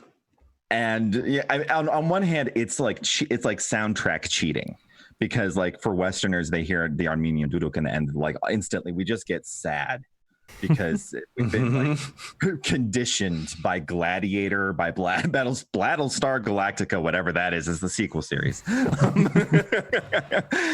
and just Barry McCreary in general. But something like that, you know, where you move it outside of even tempered instruments and you go bold. I would be interested to see a composer with that kind of audacity. Will we see it? Well, I mean, depends. Well, are we, or like in Final Fantasy specifically? In Final Fantasy, I'm not holding out my breath, but I think anything that's been composed by Yasunori Mitsuda stands a much better chance, because he's already working outside of Western tonal centers because he loves his Siberian and Hungarian choir work. Yeah, and like you do get stuff like Urdu's and stuff like that in the Nier soundtrack. So like that's why I ask from Square specifically, because you will hear that kind of stuff there. But you will, and I think that's what makes Nier soundtracks quite so haunting, is that they're like even tempered. We don't need it, and they're so because of their willing, they fully embrace that sort of like out of Western separation from Western musical tropes and soundtrack tropes, I think, in a way that a lot of other music from Japanese games, and this isn't meant as a criticism necessarily, but so much of it is emulating Western film score from, and I don't mean necessarily from Square specifically, I just mean like in the space of Japanese games. It either focuses largely on emulating the kind of music that you get from anime, and then there's the side that's more like influenced by classical composers, traditional Western classical composers that lots of Western scoring is influenced by. So, which is why the Nier soundtrack is so interesting, because it has one foot in classical contemporary Western music and then traditional Asian composers, right? And it gives it this sort of otherworldly quality that makes it actually sound like it's from a planet that we don't know exists yet. Which is fucking rad. They're all about microtones. So microtones. It's my jam. Yeah, I mean, but on the other hand, like I think there is a place for like for Western stuff. Like I can't imagine Castlevania without Bach. Totally. Bach, exactly. Yeah, there's just so much Bach quotes in that. But on the other, but I think that there's the seed of a legitimate critique there of saying, you know, does rearranging, remastering always mean we have to go with the orchestra from the Bayreuth Festspielhaus? Like, is that really like a thing that we need? And it's like, well, no. It's approaching the, do we need the slow brooding cover of Smells Like Teen Spirit in the game trailer? or if Mad World again, and you're like, oh my god. Or if we're going to space, does it need to sound like Holst? You know, right? Thank you. Yes, Jeff, have you ever seen the War of the Spark trailer for Magic the Gathering's War of the Spark set? I thought that was Transformers. There's also a War of the Spark Transformers thing. Okay. It's the All Spark, please. No, but I'm pretty sure there's a Transformers movie called War of the Spark. Oh, weird. Probably. No. Okay, I'll send it to you. I don't want to spoil what it is, so I'm going to send it to you, and you can watch it later. Good. It is perhaps my favorite trailer of all time because it is also the dumbest thing anyone could possibly do with popular music. Battle for the Spark was a Subline imprint for the final portion of the Beast Machines franchise. There you go. Yeah. Beast Machines. So is that the same as Beast Wars? I think so. Okay. So. Anyway, Anyways. we can move on. We don't have to dissect that. Now that we've moved from Final Fantasy VII Remake Leitmotifs into Magic the Beast Gathering and set Beast trailers. Wars. Yeah. There was. Thank you for that. Speaking Dojo. of Yeah. everything being the same, like every company came out with the same like COVID-19 commercial, like we're all in this together with like stock footage and the piano and emails. It's so funny because my family, like since I've been staying with my parents, we like one of our kind of like routines right now is that we all watch Jeopardy together which has been really, really fun because we all really get into it and have like specific things we do, but we're also, all of my family is very extremely antagonistic towards the like local channel that airs Jeopardy and all of their COVID-19 stuff. They're like, because it's like, oh, Care 11's here for us, and we're just like actively just going like, oh, are you? And so I love that. It's been very fun to be just like extremely weirdly antagonistic to our local channel that airs Jeopardy. I can get behind being antagonistic towards your television. And also just every company that's like, hey, these are uncertain times. Yeah. But it's every don't commercial. you need to buy new tires? And you're just like, what? What? Yeah, you're going to want to go driving as soon as this is over, as soon as you can. You're going to want to be ready. You're going to need these new tires. Does the virus infect tires? No, Yes, but you're going to want to drive for a long time. Hey, You're gonna want to Get out of your house and get into a very tight enclosed space. you're gonna want to drive to New Zealand. Yeah. So, Jeff, I'm curious. Yeah. I know we're kind of long here, and you had written down something about Control. I mean, I'm curious if there's like a TLDR or like a preview for another conversation about what you were thinking. Maybe a preview of the conversation because we're getting into 5-star podcast run times. Yes. yeah. So, That's what we do here. Yes. So the thing about Control, which I've really been fascinated with, is that it starts to speak to a very certain style of Western animism and the secret life that we dread within objects. And that's something that I think in horror ends up going, it doesn't get talked about nearly enough in that frame. And I think Control tends to bring that frame out really well. But on the other hand, like I'm trying to figure out how to like balance this cool story about animism with this weird long shadow of Naughty Dog Studios, because that thing feels like Uncharted every time I play it. And we have to have that conversation someday because that sounds really interesting. But because and we have such strong differing opinions on this show of what, because Control is easily one of my favorite games of the console generation of the decade. And I know how Alex feels. Yeah. And then on top of that, I have some great disdain for Naughty Dog, like their entire catalog. So another time we'll have to absolutely dig into that. So listen to upcoming episodes to catch that one. So you might want to, if you on your podcast, subscribe to our podcast, and so you can listen to more episodes. And tell your friends. Hint. Leave some reviews on podchaser.com/gamingfix. Yeah. iTunes too. Just leave reviews. That'll help you. Can you review podcasts on iTunes still? I thought that was all shut down. Yeah. Okay. No, you still can. Leave one on Consumer Reports. Better Business Bureau. Yelp, Google, Travelocity, trusted reviews.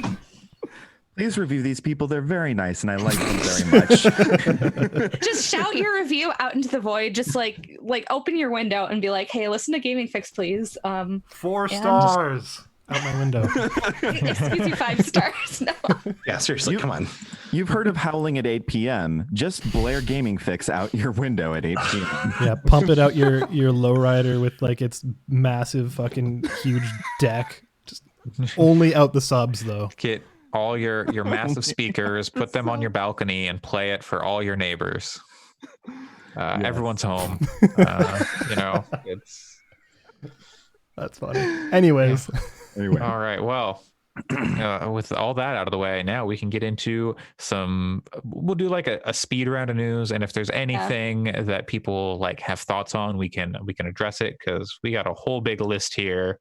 We have a whole big list, and we're already like almost 3 hours into this almost episode. 3. Hey. Maybe the fun exercise is everyone can offer one word about each news story. Oh. Word. I think some of these are worth more than that. I worry that quick comment. for us, one word is like a minute per person, and a little more than that is like 20 minutes per person per story. We'll see. All right, let's do it. Yeah, let's do it. Okay. All right. Speed First round. on our list is a lot of Nintendo accounts got like compromised, and you should probably put 2-factor on your account, though it seems that the issue has been resolved, and it had to do with Nintendo accounts and Nintendo IDs being tied to each other. Mm-hmm. So basically, if your Wii U and your Switch account were somehow connected via that system, maybe that's or 3DS. I want to say it seemed independent from your password that you use for your current Nintendo account.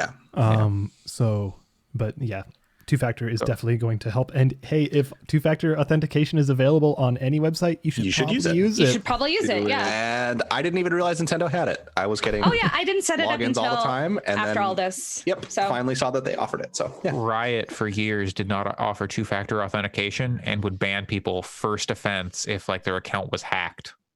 And like no appeal. It's bad. It's terrible. All right, next news story. NVIDIA announces company-wide raises and promises no layoffs during pandemic. Well, would sure be good if other companies did stuff like that. Sorry, I just got laid off, so that's my that's my didn't want to get too much into that, but it is what it is. I think good for NVIDIA. Yeah, I think it makes sense. Like, I think there's some companies that really should be doing that, and I think most companies that are on the cloud are probably in a place, like if their business is mainly on the cloud, and NVIDIA is debatable because they make so much hardware, but still. Right.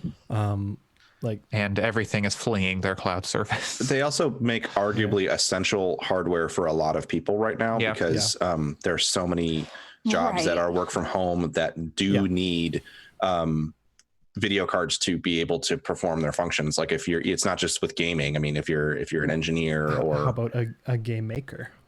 Yeah, if you're a developer, or even if you're an engineer who uses CAD tools or other kinds of programs. Or if you're a podcaster who needs some RTX technology for noise canceling on your microphone. Okay, that thing is really cool, but we can get to that another time. But regardless, I think we should also do a video card podcast, because holy shit, RTX cards fucking rule. Yeah, let's talk about the RTX 30 line. Anyways, I think this is a good precedent that NVIDIA is setting, and I hope that more companies follow suit. Those that can, obviously. For sure. All right, next up, going back to soundtrack discussions. The Doom Eternal soundtrack is a mess, and Mick Gordon, the composer, wasn't really part of the process. I want to say though, putting out the soundtrack as like on like Spotify and stuff. You bury the lead in that. In our notes, it says it's a dang mess, and I feel like we just needed to bring that out into the world. It is a dang mess. Did anyone ever confirm that those Twitter DMs were real, and that was actually, because I know there was a little bit of like question as to the validity of the story, because a lot of the reporting on Mick Gordon's opinions were over Twitter DMs. There are like tweets from him. Okay, cool. DMs where he's like, I didn't mix those. I wouldn't mix them this way. Yeah, so. you can find him commenting on videos saying like, oh yeah, you know how it sounds like this is in an odd time signature? That's because someone put it together who doesn't know how music works. Got it. Wow. Okay. Like he's like, it wasn't Woof. composed in an odd time signature. Someone just kind of jammed it together. And There's a lot of reasons I wasn't planning on playing Doom Eternal anytime soon, and I'll add this to the list. Oh no, Yeah. the in-game music. I know. Is Yeah, fine, yeah, I get but it. The disc/digital release of the soundtrack it's unlistenable. Like, okay, I'll dive into it really quick, but like their sidechain compression is awful. I'm gonna listen to it after this just to see. There's one point where, like, let's say it's doing this big build up, and then there's a moment of silence, and then it has like a big hit. The big hit is sidechained to the bass drum, so all you hear is like a big bass drum, and everything else duck down and then come back in, and it sounds terrible.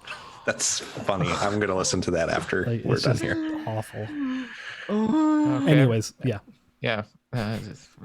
It's too bad. It sounds like Mick Gordon will not work with them again because his soundtrack and music have You'd really make some made those cool games. music. Yeah, that did also come out of this. It sounds like Mick Gordon doesn't know if he's going to return to another Doom sequel. Yeah. All right. Next up, Red Dead Redemption 2 on Xbox Game Pass. One word response, cool.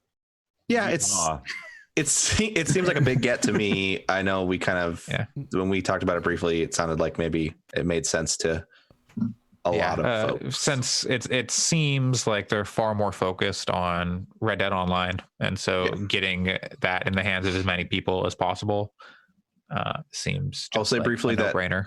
Despite, I mean, that game has a myriad of problems like every Rockstar game. But I tried to get into the online a little bit like last month, and it is rough. It sounds broken right now. It's not even that it was broken. It's that I made my character and they make them look like shit because you have to start with garbage tier, like everything.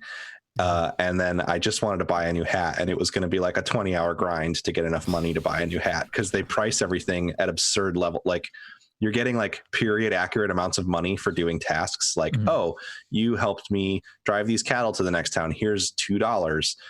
But then the hats in the catalog are like $400. Well, if you it's like the cost buy of some currency, purchasing a railroad car.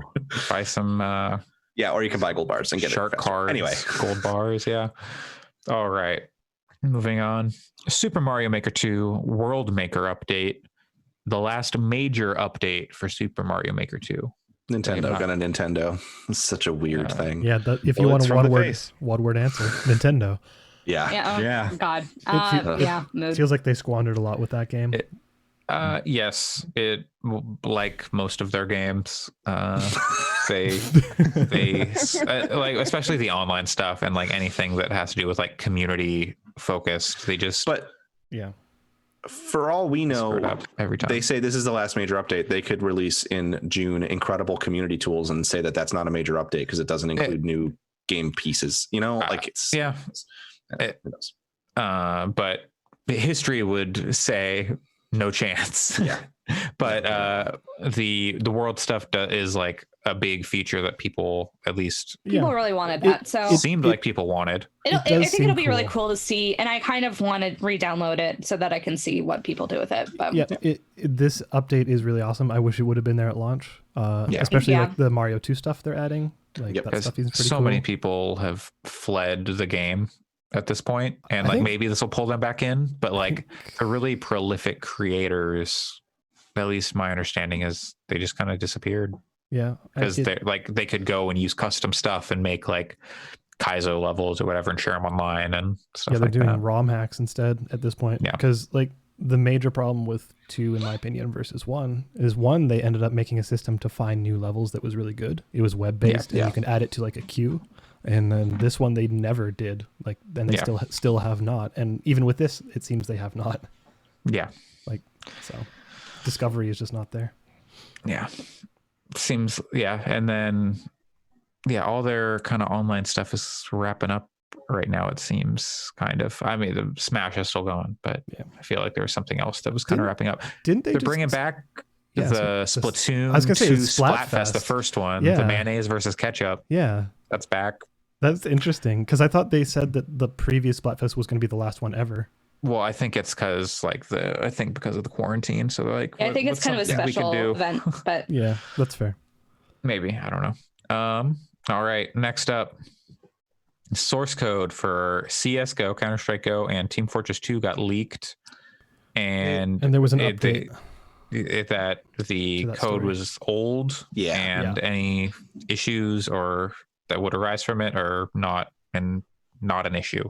Yeah, so basically, Alex, you're more computer focused. Yeah, they were saying, like, originally what happened in the story was that code got out, and people were very worried that people were going to kind of dissect it and look for vectors to kind of get in there. And in fact, like, that potentially, like we were talking about with the Riot anti-cheat software before, right? Like finding a way into your kernel and being able to watch shit, which is bad. So people were worried, like, okay, CSGO and TF2, very huge games. If people have access to the source code, are they going to be able to find a way to inject and like start hanging on to like hang some bad code into your computer via that vector? But the update that came out a day or two later was that Valve engineers went through it. They're like, oh, hey, don't worry about it. This code previously leaked like 2 or 3 years ago. And we're good. This basically everything in here is already gone. So don't worry about it. There you go. So that's it. Don't worry about it. Sick. Also sick. WWE 2K21 canceled, never officially announced, but confirmed not releasing this year. They should stop making those games. Yes. Looks like they've decided to do that. Probably, who knows? So bad. Who knows what the reasoning behind this is? This one, like, they shouldn't, because they're such glorious messes. Exactly. That's my thought. It's like, and they keep people employed, so as long as people are getting paychecks. They're bad, but they produce some amazing gifts. Yeah. But it sounds like something like there's another WWE game in the works. Of course, it's probably for phones. It's supposed to be like a replacement for 2K21. It's going to be Supercard for consoles. Yeah, I was going to say, I bet they take one of the phone games and they put it out. What they should do is there was like a phone fighting game, yes, like that's what I was that NetherRealm made, and NetherRealm should just make a WWE where game. You could make Roman Reigns an actual Roman gladiator, and when he spears people, he actually throws a spear through them. Yep, exactly. And it's got all like the X-ray moves from Mortal Kombat. It had Trish Stratus as an actual like Emma Valkyrie? Frost type. Ice. I thought she was like an Ice Queen. Oh yeah, she was. Anyway, moving on. This is not the time or place to discuss WWE champions. There are like multiple Triple H's and Undertakers. Exactly. Okay. Next up, I thought so last week we talked about how Jason Schreier is leaving Kotaku, has left Kotaku, and he has announced he's going to Bloomberg to do his same reporting on video games and labor issues. And I hope he covers labor issues at Bloomberg too. But also, I love Jason Schreier, and he should get paid, and I'll read his Twitter still. Yeah. If I don't click on his links. I think most people's reaction to seeing the Bloomberg name was like, oh, huh. Oh, yeah, like, exactly. Get paid, I guess. I just saw that. I'm like, he deserves to get paid. He's done some like great work, but also it wouldn't be my first choice of place to watch or like follow him to, but also I hope he could change it from the inside for the better, maybe. I feel like I say that every time someone goes to a major media outlet, and it never happens. So I do hope that he is the exception to that. But Jason Schreier's got moves like Bloomberg. Oh God. Okay. Now I'm depressed. Let's go. Okay. all right. No moves like Bloomberg fans in here. Okay. Call of Duty Warzone cheaters will be forced to play together. So good. It's good. It's so good. I've seen some other stories saying that crossplay with PC players was forcing console, Xbox, PS4 players to go, no, we're not doing crossplay because like cheaters on the PC side are rampant. Too much. Yeah. So that's I haven't played in a couple of weeks, so I'm glad to hear that this is happening, because that maybe means it won't be as bad if I go back to play more of that. Yeah. And all right. For what it's worth, it's fun watching those kinds of servers. Like if you ever find a video on YouTube because they all cheated each other. Yeah, because it's just like watching people get sniped from 1 billion miles away the entire time. Yeah. It's just very stupid. Sounds extremely entertaining, and I kind of want to go see if I can find that. Yeah.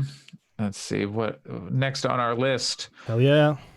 Danganronpa Anniversary Collection 1, 2, and 3 announced for phones. I have no idea how it would be, how fun it would be to play on phones, but at the same time, now that I have gone from 0 to Danganronpa, I'm excited more people will get to play this series. I hope it's coming to tablet too, because Yeah, I'd that love to was what play I was those gonna games say. on iPad. I feel like That's where I want to do it. I feel like if you could play that on a tablet with like a Bluetooth controller, that would be like a perfect way to play those games. That would be really good. Yeah, and because it's simple enough you wouldn't need a controller either. So yeah, the original game was a Vita game, so yeah, and it says that they're trying to optimize it for touch controls, but at the same time, like I don't know how that'll be. I could see some of the trial stuff, like the truth bullets, etc. Like those could be pretty nice on touchscreen. Honestly, it might actually even be a little bit better. Yeah.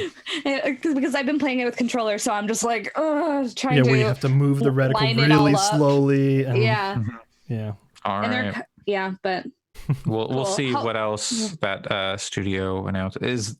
Yeah, this was part the of studios is supposed to be having the news stories or whatever. Yeah, like the monthly broadcasts. So this is probably one of the first ones. And and it says in the tweet from Spike Chunsoft that this is to kick off the 10th anniversary. So this isn't by any means the end. Yeah, I'd love to see what they do next. Interesting. Yeah. Okay. Well, 2 stories left. We'll go the shorter one first. Lizzo's Juice removed from Rock Band because it had people sing the N-word. It was the uncensored song. Oh! I didn't realize that. It was the censored version, and people were just it was the uncensored version of and I was the song. Say, "Man" is a funny word. So if you wanted to score 100% on that track, you needed to. See, because I saw this, the and lyric I was like, there. I'm like, just do it like the rest of us and go, and then just like don't say it. But it's like if it's like you need it to score, that's like that's a different says thing. It. I mean, you can score points in Rock Band without saying the words. Right. You just have to make a noise. But I think part of it was like the word was in the game, and it's interesting. It's an interesting case. But this brought up a more interesting point for me. Rock Band is still putting out DLC. Oh yeah, they put it out all the time. They put out like 3 songs a week or something like that. My God, Smith 2014 just stopped putting out DLC. Mm-hmm. Really? I mean, lots of people play Rock Band still. The DLC still does pretty well, from what I understand. What was that, Allyson? Oh, just that Juice is a really good song. Oh, fair enough. Yeah. Lizzo's good. And our last story of this week. We're almost there, everybody. And our old friend is back to take us into the new week. Selling that essential quarantine supplies. GameStop plans to reopen some stores and cut executive salaries. Okay, that last part, that's all right. The cuts are from like 30 to 50%, depending on the person. And they're like in certain states, Georgia, which is reopening this week, and West Virginia, I believe, stores are going to open, so some people can go back to work. Almost heaven at your local GameStop. Get Fallout 76 and the new DLC. NPCs are here at GameStop. Yeah. So like, I think cut executive salaries is nice, but I'm interested in seeing if they get like 100% uptick in bonuses. Oh yeah. Oh yeah. Well, if there's money, almost. Yeah. I mean, for a lot of like left at the end. For a lot of like upper level executives, like salary is not even like close to it's like such a smaller percentage of their compensation. Mm-hmm. Like, Yep. Yeah, it sounds really good, but it's like, is it actually going to do much to affect their compensation? It's like, I don't know. It'll make payroll for a couple months for the lower employees, and I think there has been some stuff about how Final Fantasy VII sales have been kind of severely affected by the quarantine and the lack of like physical copies being able to get out there. Yeah. Like I think still something like 3.5 million were sold or something like that, but they could have probably done more if stores were accessible. But I think an interesting byproduct of all of the current quarantine-y kind of stuff is that we were always seeing the issue of brick and mortar stores needing to exist because people were just not willing to move into digital because they were just forcing themselves to stay with physical goods, be it discs or whatever. That sure, there's a online equivalent, but some people just want that physical good. But now it seems like a lot of people are being forced into the digital side of things, which like in some ways I'm interested in seeing what that means a year from now. Like, does that mean that physical is just going to have a much smaller stake, and then we're going to be more digital in the future. Like, I'd imagine, but I don't know. I mean, that's what the manufacturers want, but we'll see. Yes. Because there are so many things limiting the ability to do that, as far as like internet's, and the fact that internet's caps have been lifted for the duration. Yeah. And weirdly, my internet still works, which is not supposed to be the case. They're supposed to need those caps, right? Yeah. No, it's strange. I had one little hiccup yesterday. Other than that, it's been totally smooth. Weird. That's so strange. That it would be so different. That's weird. Who knows? Well, so I'm using all this extra time that I'm spending downloading games, waiting for games to download to sharpen my guillotine. Yeah. Why is your net so neutral, Pat? I don't get it. Yeah, it's weird. It's my internet is centrist.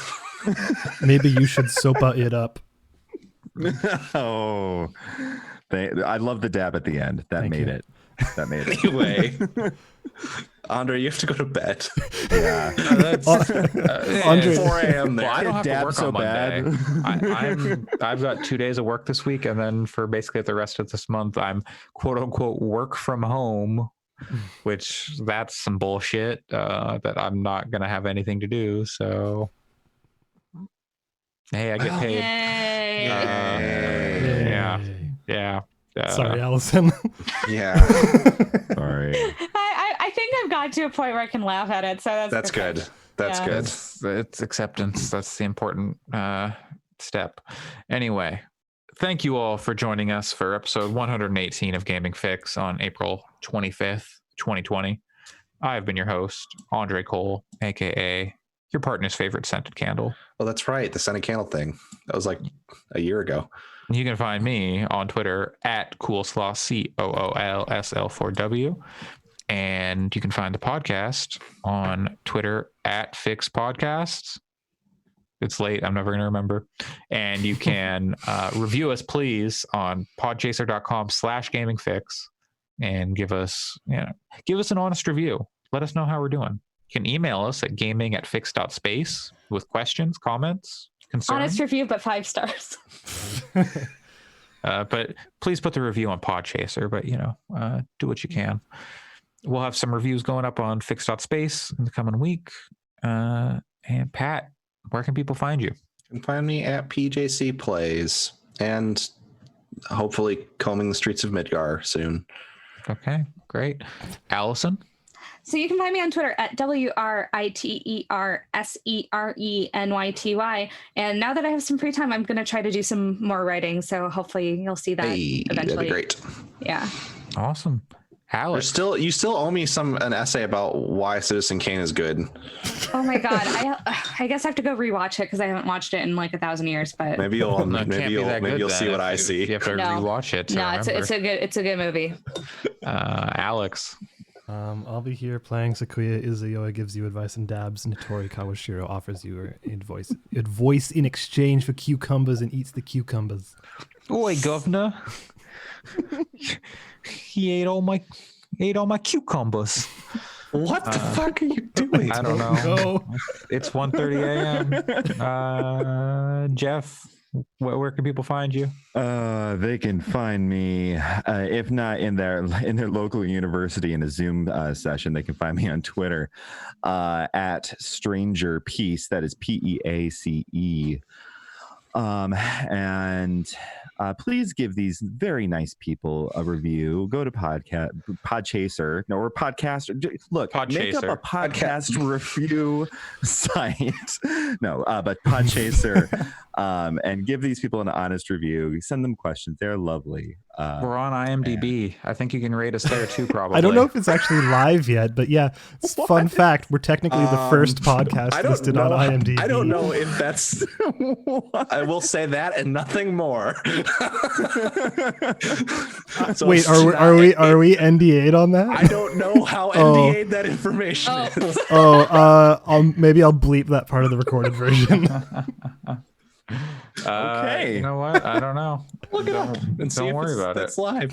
It's no, it's not. I just looked. It doesn't affect me. So yeah, in their database, we are the first ones. Okay. Yay. Well, congratulations Congratulations to the thing we can't talk about. Thank you. Yeah, it's all coming together. Love it when a podcast comes together. Yeah. All right. After 118 episodes. Breaks NDAs. All right. Thanks for joining us, Jeff. Have a good one. Thank you. You too. Bye. Goodbye, everybody. Thanks for listening. Bye. Thanks for joining me.